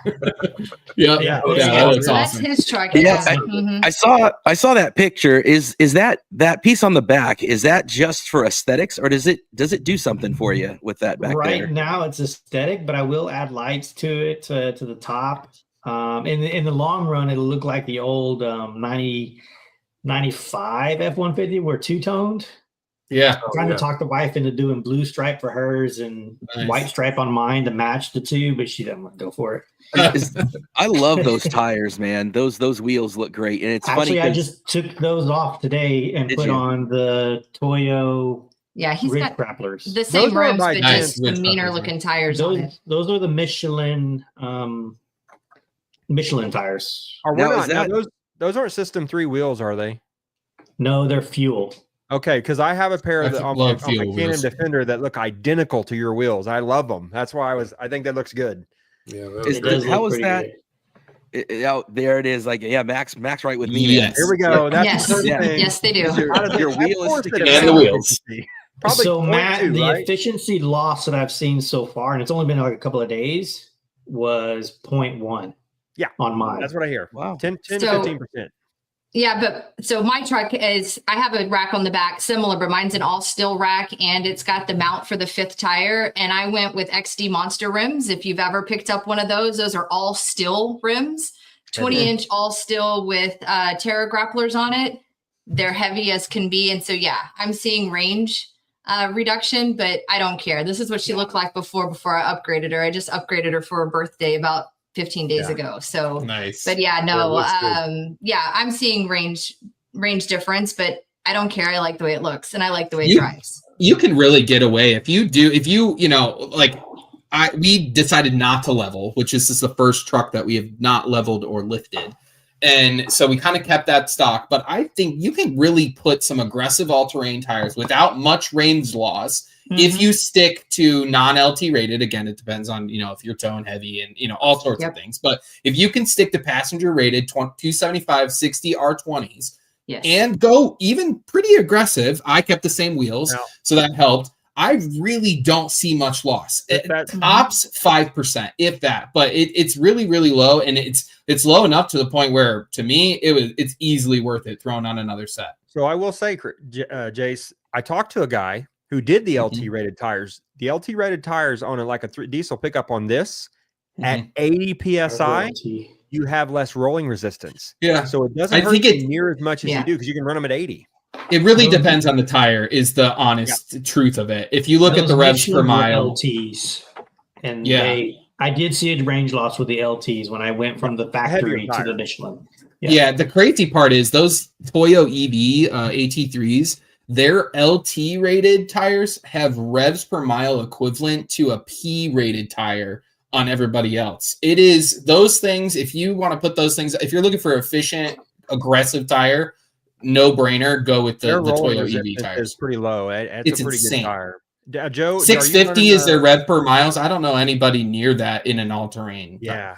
Are you running a factory tire, or are you running an aftermarket tire on yours towing? No, so I've gone through 2 sets of factory tires, and I just recently switched to the Goodyear Territory all-terrains.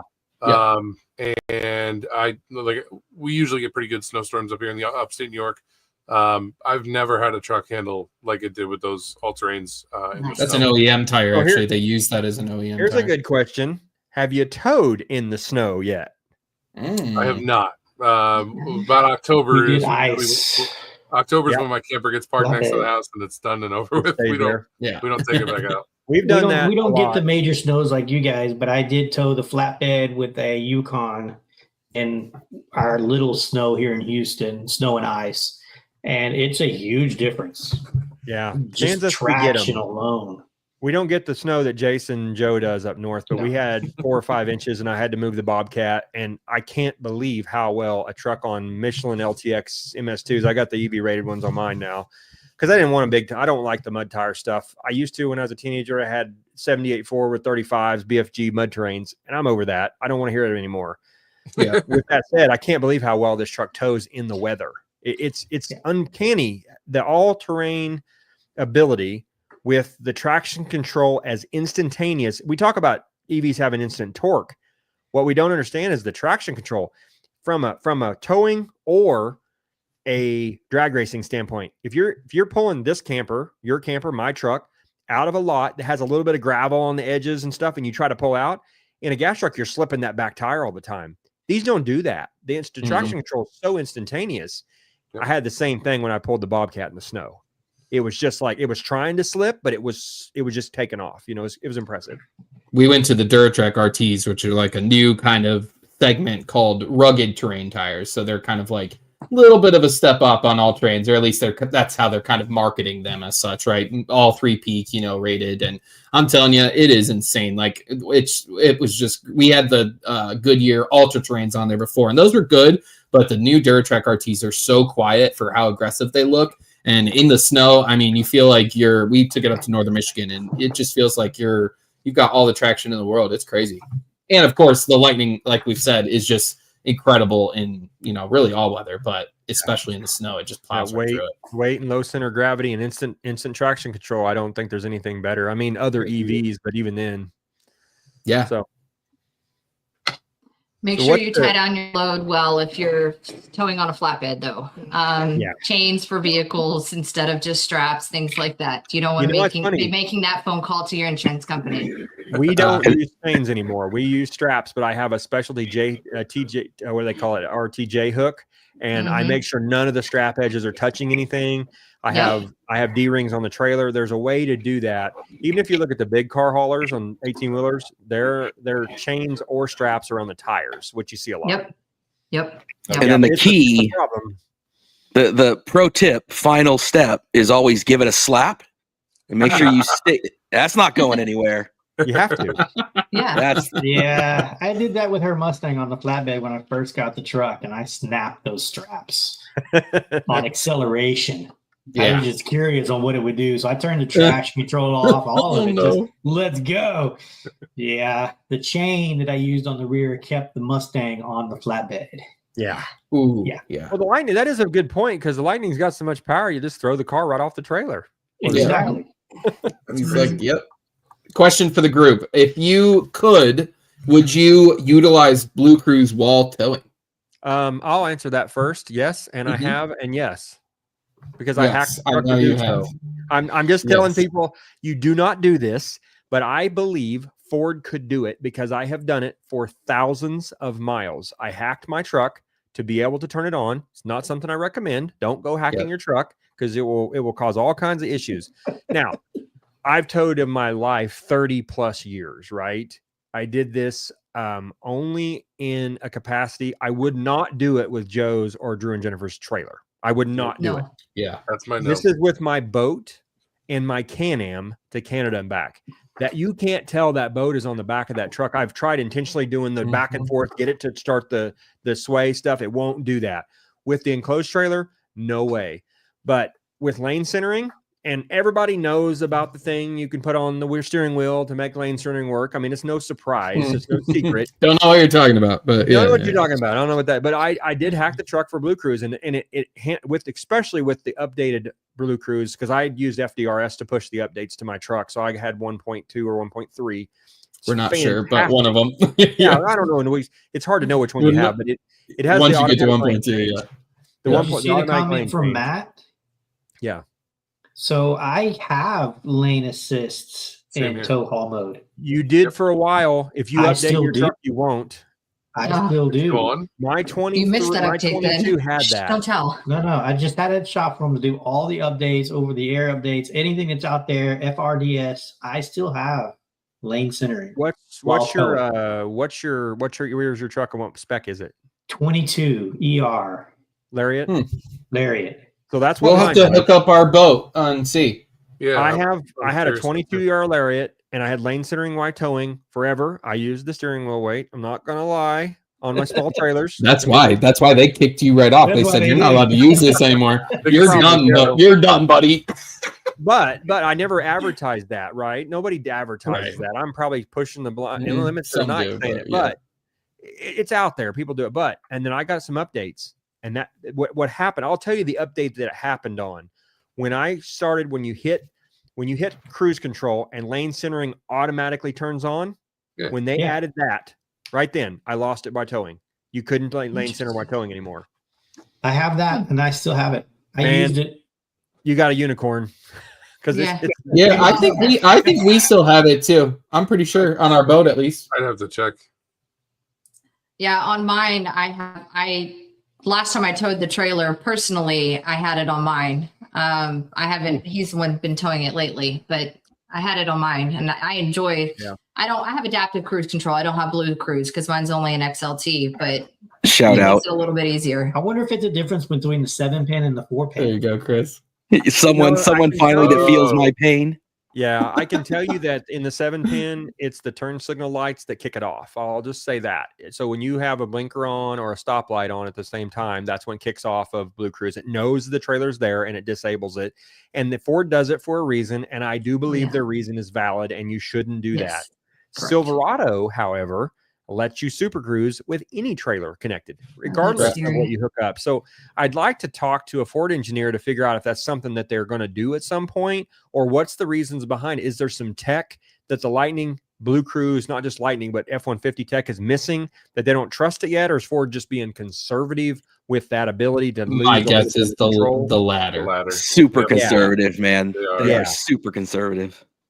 But I will say with GM doing it does surprise me. You know, if GM did not have the capability, I wouldn't be as surprised, because those two always are trying to, keep up with the Joneses. So that does kind of, and legally they're kind of in the same, realm where they are very conservative. But if GM's doing it, it does kind of surprise me that Ford has not done it yet. But as we know, Super Cruise was out much earlier than Blue Cruise. They have more, mapped roads. It's a further along product than Blue Cruise. There's no doubt about it. Yeah. No, but I think that, coming from experience with it, it's ready, but I don't recommend that Ford release it until they're comfortable. I mean, I can't in good conscience. We'd love to have it on our 12-mile jaunt down with the boat to the ramp. There's no doubt. You know, it's odd for us because all our roads are mapped. So every single time we're on the highway, we're in Blue Cruise. So it's almost like, you know, I'm surprised we haven't heard, even in the forums, even in the people who don't want to say this out loud, you haven't seen it at all. There's got to be somebody out there like me that's done this. It's not hard to do. It takes an hour to modify your truck, but you know, there's another great point. I'm surprised Tesla haven't, because the Cybertruck with basic autopilot is probably better than the Blue Cruise, and full self-drive is definitely better than Blue Cruise. And I'm just being honest as far as the truck driving itself. Would I trade to that? No, but it's their tech's there. So I think we'll see that coming as like you said, everybody feel comfortable with camera only. Yeah, the current conservative of Ford is very safe. I like that approach. Let that technology evolve and become more developed before they say. I had one of my big questions for Ford was, is there a plan to add more Blue Cruise roads? You know, we really have not heard much more. You know, GM every few years says, oh, you know, we added, 100,000 more miles or whatever. I'd really like to hear more from Ford. They seem to be focused more on like keeping the vehicle in Blue Cruise zones, like in Blue Cruise when it's in a Blue Cruise zone, than focused on adding more Blue Cruise zones, which I think would be nice. I know GM just added single lane highways to Super Cruise, which I think 70 miles from my closest Blue Cruise road. I'm on lane centering. Yeah, that's insane to me. It's just insane. 20. Jason, I'm half a mile. In my area that were not Blue Cruise when I first got the truck that are now Blue Cruise. Same. Yeah, I do think they are adding them, but not nearly as quickly as they need to, and they don't advertise it. So, like I think this website still says what it said, 200 whatever thousand miles or that it said 2 years ago. So I would just like to see if they are adding, how quickly, how much, and can you tell us? But that's another thing, that game changer, that Blue Cruise is without a trailer, even towing without trailers.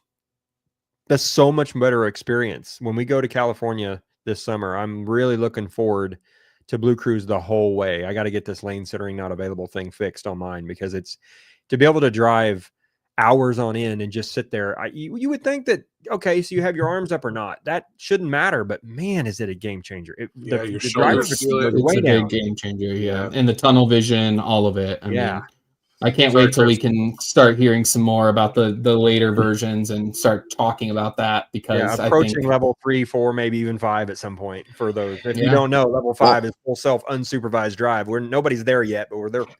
I think we're close to eyes off. I mean, I think, if I'm not mistaken, Jim has said previously, I believe they were aiming for 26 for hands-free eyes off. So I know Rivian kind of has a very similar timeline.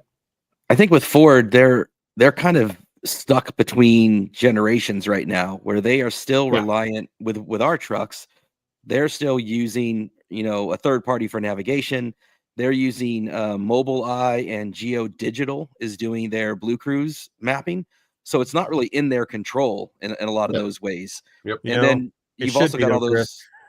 I know, but the current thing, even if you get Mobileye and Geo Digital on board, and there's two of them, it's not just one, right? They each have a component, and then you've got the modules, and they all have to interact with the sensors, and those are different suppliers to interact with those. With the steering wheel, and right. But there's all these different layers, and so I think the next generation is going to be a lot different. But this one, and Jim said on his last earnings call, he said he felt really good about what they had in the house when it came to that level 3, level 4 highway stuff. But he said they were closer to a partnership than they were to doing in-house when it came to the full self-driving type stuff.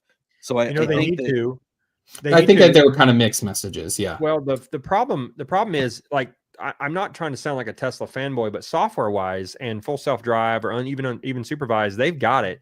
If Tesla's Cybertruck had come out looking like, say, the Ram Rev or the Lightning even, it's going to be really tough to not look at that truck because of the way it's priced though. I mean, the specs didn't meet what, I mean, I think they were same with every other EV truck. They're bricks, I mean, so it's just where we are right now with the technology and the battery and the energy density that we have. It's tough to sell the middle American on, what we've kind of got going on right now. Have any of you driven a Tesla over any distance? Yeah. So my intro to EVs, I drove a Lightning on my wife and I's anniversary a couple years ago, and I decided I got to have one of these. So rather than jumping in with both feet, we rented a standard range Model 3 and drove it from Kansas to Arizona to Phoenix to test this out. Little did I know that's not the experience you have when you hit a Lightning. Now I know that, but even then, let me see how their software was, and I kind of expected that when I got in the Lightning, and boy was eye-opening. It was not the same, different. I'm not saying it's bad, but you kind of expect that. But then you realize that the Model 3, no, I'm not dogging it, but it's a louder car. The seats aren't as comfortable. It's not a Mach-E or a Lightning as far as you can tell the Lightning is based off the F-150 and have been doing it for 100 years. I kind of wish the tech was a little more advanced, but I'm not complaining, because if I had to pick between one or the other, we all know what I'm driving.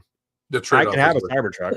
I'm not, Yeah. I've been in a lot of EVs. Like I've been in 6-figure EVs, and I've been in the cheaper stuff. And when it comes to the sound and the smoothness and the general ride feel going down the highway. I mean, you got to go BMW i7.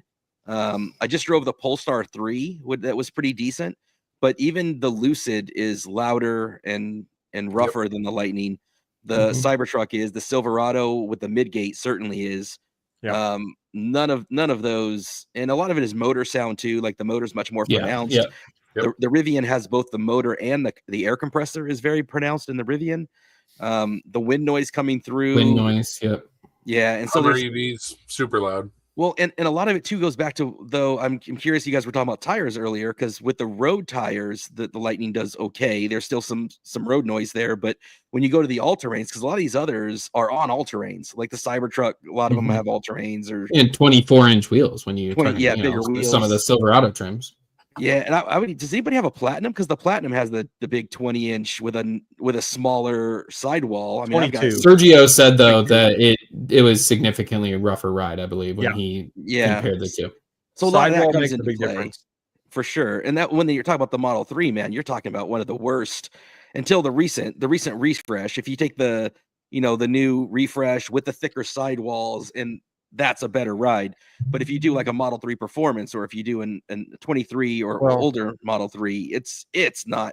Those aren't. You think about that too. Thinner sidewall tires, that's part of your shock, and then you add a huge heavy battery. The car's heavy. You're gonna have a rough ride. I mean, no matter the vehicle you're talking about, they're extra low tires by that point because they've got tiny sidewalls. Yeah. Now I will say we've built 2, finishing the third one of our Model S, the 2014, the old legacy version, and the Model S 85 that we built that's on 19s with the regular size tires. It's loud, but that car rides like a dream, and it's on air. It rides as good as the Lightning as far as the ride. Now it's louder, and it doesn't have as good as seats. The seats I think are horrible. I won't road trip that car because it's free supercharging, but who can sit in it long enough? I mean, the Lightning seats are the best there is, for what you're getting. So I will say though, it's experiencing all the latest software. I think Ford digital experience, and really to the extent GM's Android Automotive, they're much closer to the Tesla-like experience, like particularly Ford digital experience. If you get in a Nautilus and you check it out, it's incredible. I mean, it's next level tech. It's legit tech. It's quick. There's no lag. You're not dealing with the stuff, the tiny little stuff that you're dealing with the Lightning. What I'll say is, I think the Lightning works well. It's a little laggy. It's older, right? We do see some of those funky things, but I'll take that over the EV9 software that I got to mess around with the other day. It was terrible. It was bad. It's from a native system, So I think there's pros and cons, but I do think the newer systems from GM and particularly Ford are much more competitive to Tesla when it comes to that. There's obviously still some integration they need to work on, but they're way better. I know Patrick, my friend in Florida with the Lightning, that's Silverado back to Lightning now. His girlfriend was driving an ID4, and he said, if you think that the software is bad in the Lightning, go drive an ID4 as far as navigation and trip planning. And I think the ID4 has an excellent charge curve. I mean, that's really the one thing that I feel like for towing, that the charge curve, if Ford would just split the pack into two 400-volt packs that tie together to 800 to charge, like the Silverado's doing, it would cut our charge stops from 45 minutes to around 25 minutes, 20 to 25 minutes for a full charge. Then we don't need a bigger battery for the most part, for most of us. As long as we continue to build out that infrastructure. You kind of had a point earlier that I was kind of thinking about, and our infrastructure is not good enough to the point where if I drove a 200 kilowatt hour battery truck, I would actually probably be paying more. Energy is not necessarily energy in this circumstance, and this is why, because I would probably charge to 80% just to be sure that I was going to get to the next station, even though I didn't need to, because we deal with lines, we deal with all sorts of things over here. And so I would be extra cautious like we are in the Lightning. And sometimes, right, like at 24 minutes, you grab food, you use the restroom, whatever else, you're at like 20 minutes already. And we're like, why don't we just stay and go to 80? Even though we don't need to, we will, just because why not? It's 23 degrees out or whatever, 30 mile an hour headwind. So we're like, yeah, let's do it. So with the Silverado, I probably would go to 80, even though I knew I didn't need it, and I knew that it would be smarter to charge at my destination where I'm charging on 240 or whatever, but I would probably spend more money. Especially if you jump in a Silverado and the charge curve is on the new ones, there's 380, 390 kilowatt. Patrick sent me a picture today. He was at 88% pulling 90 kilowatts. I was like, wow, that's 30 something on my truck yesterday when I was charging. Now I will say you have a great point, Jace. We tend to do that. And like, for instance, if you go to the local, I'm going to call ours Country Mart here, the local gas station or, grocery store to grab something versus going to Sam's or Costco. You always spend more money in Sam's or Costco just because you're there and you think, let's get it. So you're probably right with the charging. You're going to spend $80 or $90 just, hey, let's fill up while we're here and let's get going. You probably do spend more. Do any of you guys towing, even non-towing, try to end that trip where you're pulling into the house at 5% because the charging's cheaper at home? I know I do that. Oh, absolutely. Yeah. No, because of where we live, there's just absolutely no way I'm going to calculate that at 5. Yeah. Yeah, I've got it's big. I have like 4 or 5 DC fast chargers that are within like 10 miles of my house, so I'm not too worried when it comes to that. And I do try to pull in because I know I'm paying a penny per kilowatt when I plug in the driveway and let it sit overnight. And the DCs that are close to us, I wouldn't be able to get the trailer in there to even attempt. Yeah, mine either. We have one 45 miles from us, and I've used it on the way home just to give me I'll charge for 5 minutes just to know that I got to get home. I'm 12 cents a kilowatt hour in Kansas here, and we're a flat rate. They advertise 2.9 cents, but when you get your bill and you divide the total kilowatts by the total bill, it's 12 cents. So I'm like, these carrier charges and stuff, but it's still way cheaper than gas. So, I mean, there's always that argument, but I do that. I try to, but one thing that drives me crazy, and I know we're talking about towing, but even if you're coming in, you get that last little bit, because it's always struggle to get home to get that last little bit. It's warning you. You're running out of juice. You're running out of juice. You're running out of juice. Let me set home as a charging station. Yes. Yes. Yes. Yeah. Everybody put that into their Ford feedback right now. Yes. I totally agree with Matt here too. Give me 150 kilowatts, 800 volt architecture. That's a 300 mile actual range, 150 miles towing, and 25, 30 minutes charge time. I think you got the best thing going if you do that. I agree. Yeah. Something you mentioned earlier, Martin, that I find interesting is you mentioned if they didn't add any charging stations, you would be okay. I will say a year or two ago, I would have agreed with you completely. But I will say now we are coming across, and it's interesting because now all of a sudden Tesla superchargers, now that they've opened, have become busy. And I mean busy. Yes. Like I'm seeing lines at Tesla superchargers, which before would have been, it would have just been crazy. A year ago, we added them. They're empty. Jake, you're talking about like in bigger areas, like more populated areas, right? Yeah, just in Michigan and Ohio, there has been a boom of EV purchases, and the charging infrastructure has just simply not kept up with it. Now, I will say, you have to remember, I'm right by Detroit and Cleveland here, so a lot of EVs are purchased, and a lot of we see a lot of test EVs out there. We also see a lot of engineers that are taking EVs on the weekends, and they're going up north, which is exactly where I'm going. Yeah. But I am very surprised at how busy the chargers have gotten. I used to pull up and it was nothing, and now I pull up on a Sunday, and we've waited a couple times recently. So that's interesting, because I bet to pull up 2 years ago. Sorry, go ahead, Joe. You go ahead. You used to pull up 2 years ago, and it would be nobody there, but they weren't working either. So there's also that's a great point. Yeah, kind of trading off a little bit. Yeah. How's Texas? Because I know in Kansas and Oklahoma, all this Midwestern, I never have even come close to getting half the Tesla chargers working or full. Like yesterday, I had one guy. It depends on the route and where you're going. If you're headed from Houston to Dallas, plan on the Tesla chargers waiting, but plan on EA being available.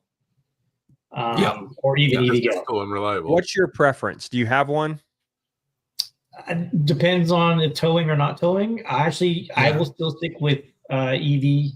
Sorry, not EVgo. Electrify America, then Tesla, then EVgo. Now, why is I'm finding though? I'm curious what your reasoning there is. So Electrify America is giving me faster charging on those routes than what Tesla is. Yep. And the cost of Tesla versus Electrify America is still cheaper by 0.02 really? Or something. So we get the opposite here in Kansas. We're seeing 36 cents a kilowatt hour at Tesla and about 45 with my plan. I got a plan on both. So to me, I got a plan on both too, and I did the same. Tesla here was used to be 0.35, now it's 0.43. Oh, really?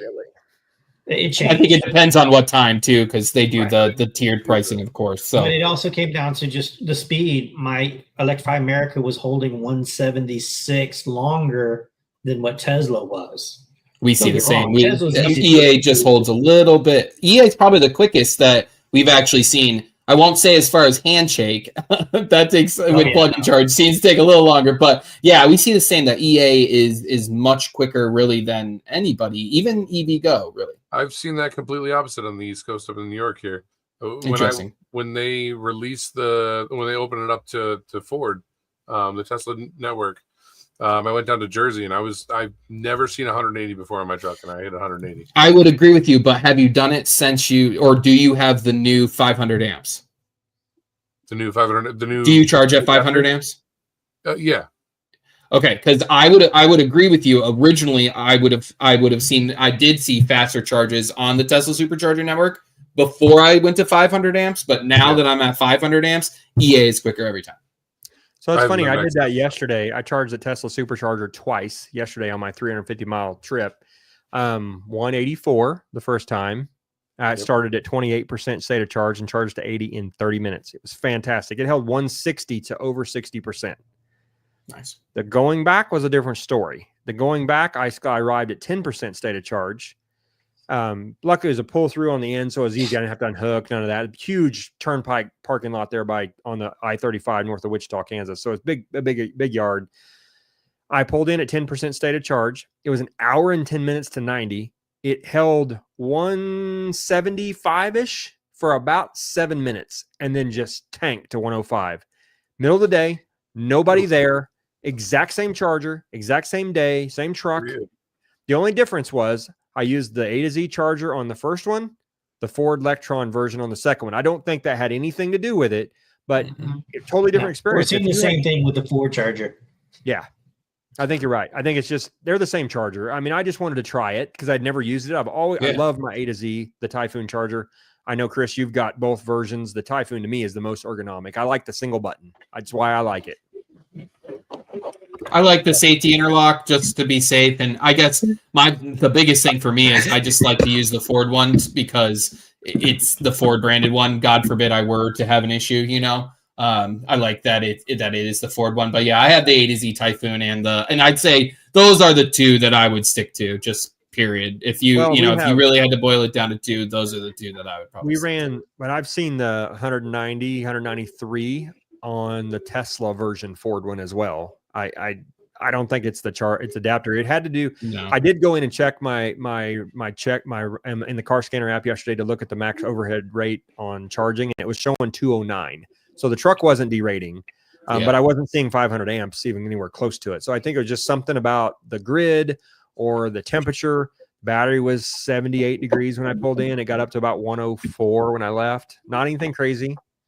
I will agree with what Colin said in the comments. Sometimes I agree. I don't want to park awkwardly at superchargers. It's just like, or if there's a a spot where I feel uncomfortable to get in. I mean, I'll do it, but the other day there was the only one available was the tow one on the end, and I tried to plug in twice. It didn't work. And I just so happened to be in the one place in Ohio where you happen to have an Electrify America across the lot. And so I said, screw it. I'm going to EA. And I did it, even though it cost me in that case, like 10, 15 cents more. But yeah, I think you just never know. I'm more with Drew. If I'm not being a jerk, I'll put it lightly, and blocking where the people can't get around me in the area, usually at a Walmart or in a hotel or wherever the Teslas are, I'm leaving that trailer hooked up. I don't want to unhook that trailer. It's a pain. Now, if we're hanging out there and it's way out in the deal, it's a different story. But I don't like to unhook if I don't have to. I actually prefer to unhook to not be in the way. Just a polite Joe. Yeah, it's really what it comes down to is like I don't want to be like I sent you guys one of the pictures. I have charged a station and blocked the whole parking lot, and it was 6 a.m, so it wasn't too bad. There wasn't too many people there. But most of the time, you might be in the Northeast. Most of the places those chargers are they more crowded? Like they're so bad. Yep, okay. They're all shopping plazas. The one that I'm blocking there. When I went to leave, I actually had a hard time getting the trailer out of that lot because of the islands. I actually had to run one of the islands over with the trailer to get it out because there was no way. There was too many cars, and I just couldn't get out at the right angle. So something like that, I would have unhooked. If it was necessary. Yeah. I have unhooking down to I think I want to say it's a 12-minute science on the dot now. Awesome. I have everything staged all in the back of the truck. I flip the tonneau cover up quick and pull everything out and get it done. And I always end up disconnecting just between crowdedness and blocking. I try to just err on the side of caution. Yeah. And you know what gets me? Like yesterday, unhooking. That's a good thing with trailer towing. Are you ever concerned about your trailer walking off, going inside? Oh yeah. 100%. So yesterday I had If I'm worried about my adapter, I can only imagine what you guys are worried about. The whole trailer. I bought a new to me mower yesterday, and I had two opportunities to charge. One at a Tesla station in the middle of the turnpike with nobody out there, a bunch of trucks, it's easy, or downtown Wichita at the mall at an EA where you absolutely have to unhook or you're blocking the lane, you can't get in. I wanted to eat some lunch while I'm charging, as we all do. Yeah. I chose to drive 15 miles out of my way to go to the Tesla station because I didn't want to unhook that trailer and somebody steal my trailer, my 10-foot dual axle trailer with my mower on it. So I'm like, I'm going to Tesla because I know I don't have to worry about it there. See, if it's a small enough trailer like that, I would be more worried than I am with like 36, 10,000 pound trailer. Like if you pull up with a truck that's big enough to cut that lock and take it, props to you. Great. But I also have a tracker on it. So good luck. Yeah. So I think this is the one you're talking about where you pulled in. And, Yeah. And I don't feel like you're doing awfully terrible there. I mean, getting out might have been a challenge, like you said, but it's. I agree with like you. I said, I still plan on my routes too. If I'm pulling that 38, so I have a fishing trip coming up April. I'll actually not leave the house until about 6 p.m. Yeah, so that's a good one. Yeah. So are you going very far? I'm going 216 miles. Don't tell me you're going to Ivy.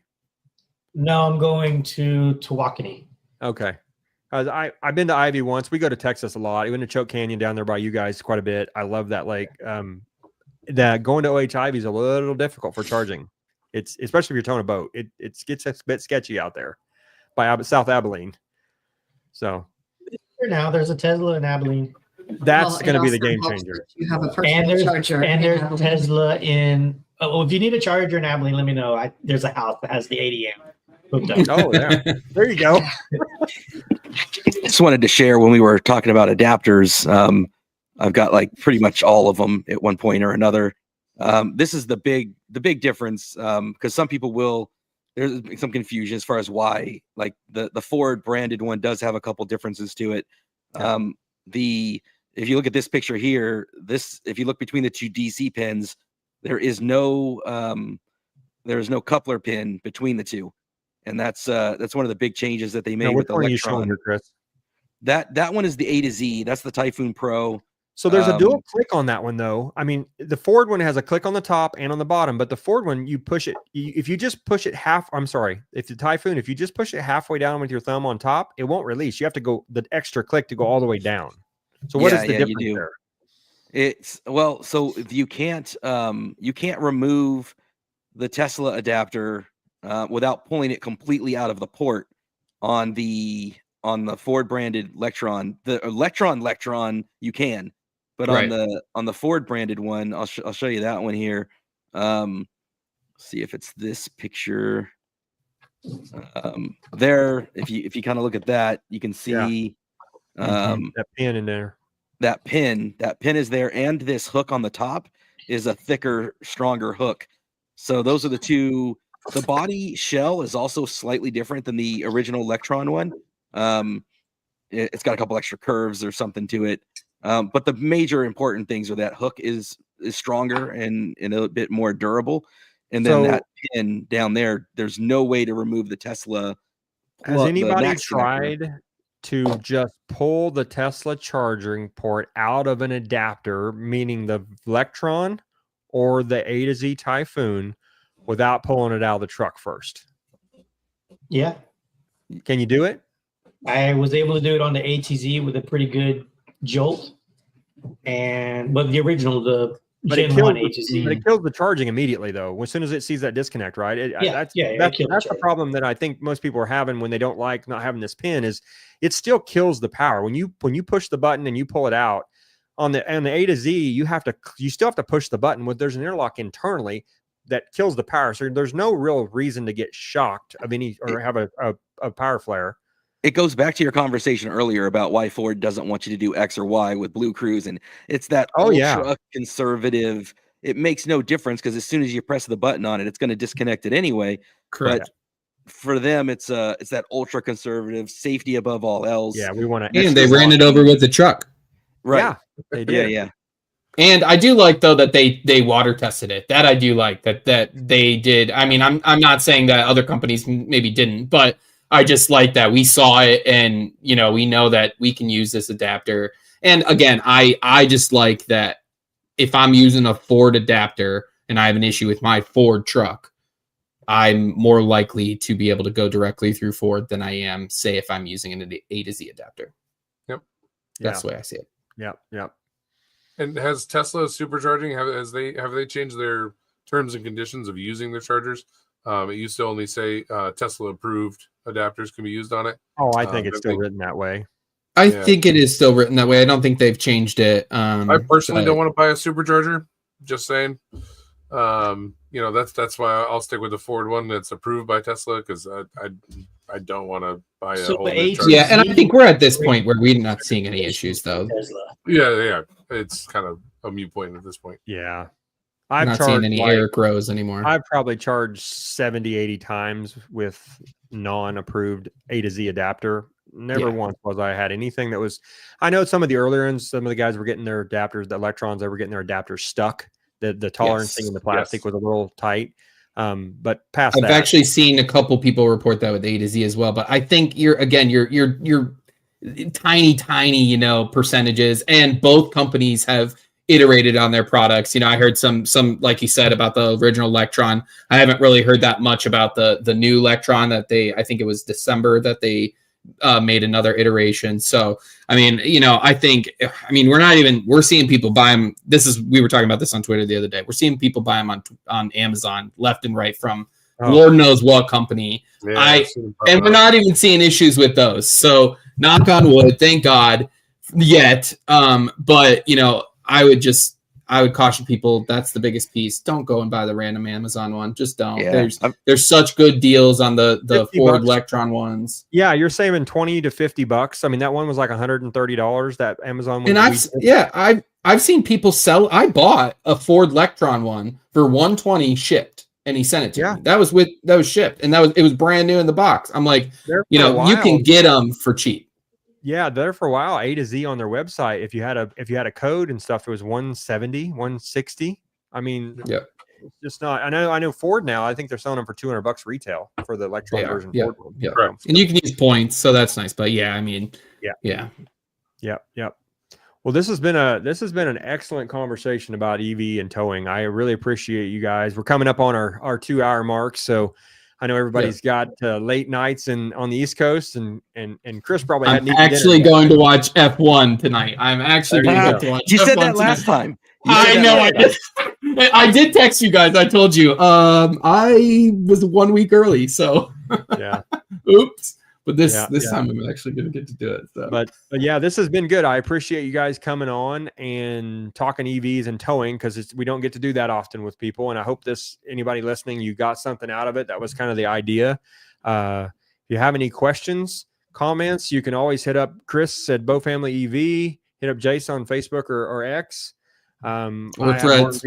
Or Threads. Yeah, don't leave that one out. I'm on Martin with Martin Rebuilds. I'm all over Facebook on the Lightning groups, and I have a YouTube channel, or you can just email me, martinrebuilds@gmail.com, and ask questions. I love helping. I'm sure Joe and Drew, you guys, if people have questions on towing or they're concerned, they got comments, they don't know if they should buy a Lightning, great resource for you guys. So I wanted to just actually we made a towing group for people that we have experts in there that do tow, and people coming in, members asking hey, I'm looking to tow this, I want to see if I can do it, and come into the group. So it's called Lightning Clubs of America Towing Edition on Facebook. If you have any questions. Excellent group, belong to that. Yeah, I'd like to see that, because it really focuses on the towing side, and that's something that like I mentioned earlier, almost sacrilegious to say EV and towing truck, but it's just not. I mean, you guys know this. I just want to drop the number for Ford's customer care for some folks. I know when I've posted, some people have said, "Hey, I still haven't had my adapter yet." They've got the email and whatnot, and I reached out to Ford to ask, hey, what do these folks do that still hadn't seen it? And so this is a good one. Give them a call. Yeah, give these guys a call. They'll correct it. A couple people have already messaged back that Ford's got getting taken care of. And now, Jace, you probably can speak this, but I get text messages just checking in on me about every 3 to 4 weeks from my rep, just saying, "Hey, how's things going?" I'm not going to lie, I did not sign up for that, but yes, I'm sure it's a great service. It's nice to not have to sit there on the phone or call somebody. I just say, "Hey, what about this?" and they'll go check it out. Now, usually you get the canned message answer, but at least it's something. Yeah. Yep, I just I don't think he's gonna pick it up on his dang camera, but boy, that filter, man. Oh, does a good job. So much for that. There it went. You did it now. It's gone. Nice. You're gonna have to buy an Android now. Back to Android I go. I mean, somehow Android is gonna get brought up as he showed the iPhone. I knew it. It was coming. Nobody's brought up hydrogen, so Jesse would be ashamed. Oh God, yeah. I thought we were gonna bring it up when we were talking about that generator, but no. That customer care thing just texted me today, so. It's a great resource. I think people should utilize it. Don't listen to me. I've tested it a couple times, asking them for deals or anything on and they're good at like pulling up all the resources that they have and getting it to you. So right. Well, I think that's going to wrap up another episode of Tech Charge, Turn Down for What Live. Appreciate everybody coming on, and we will see you all next time. Thanks guys. Have a good night. Thank you.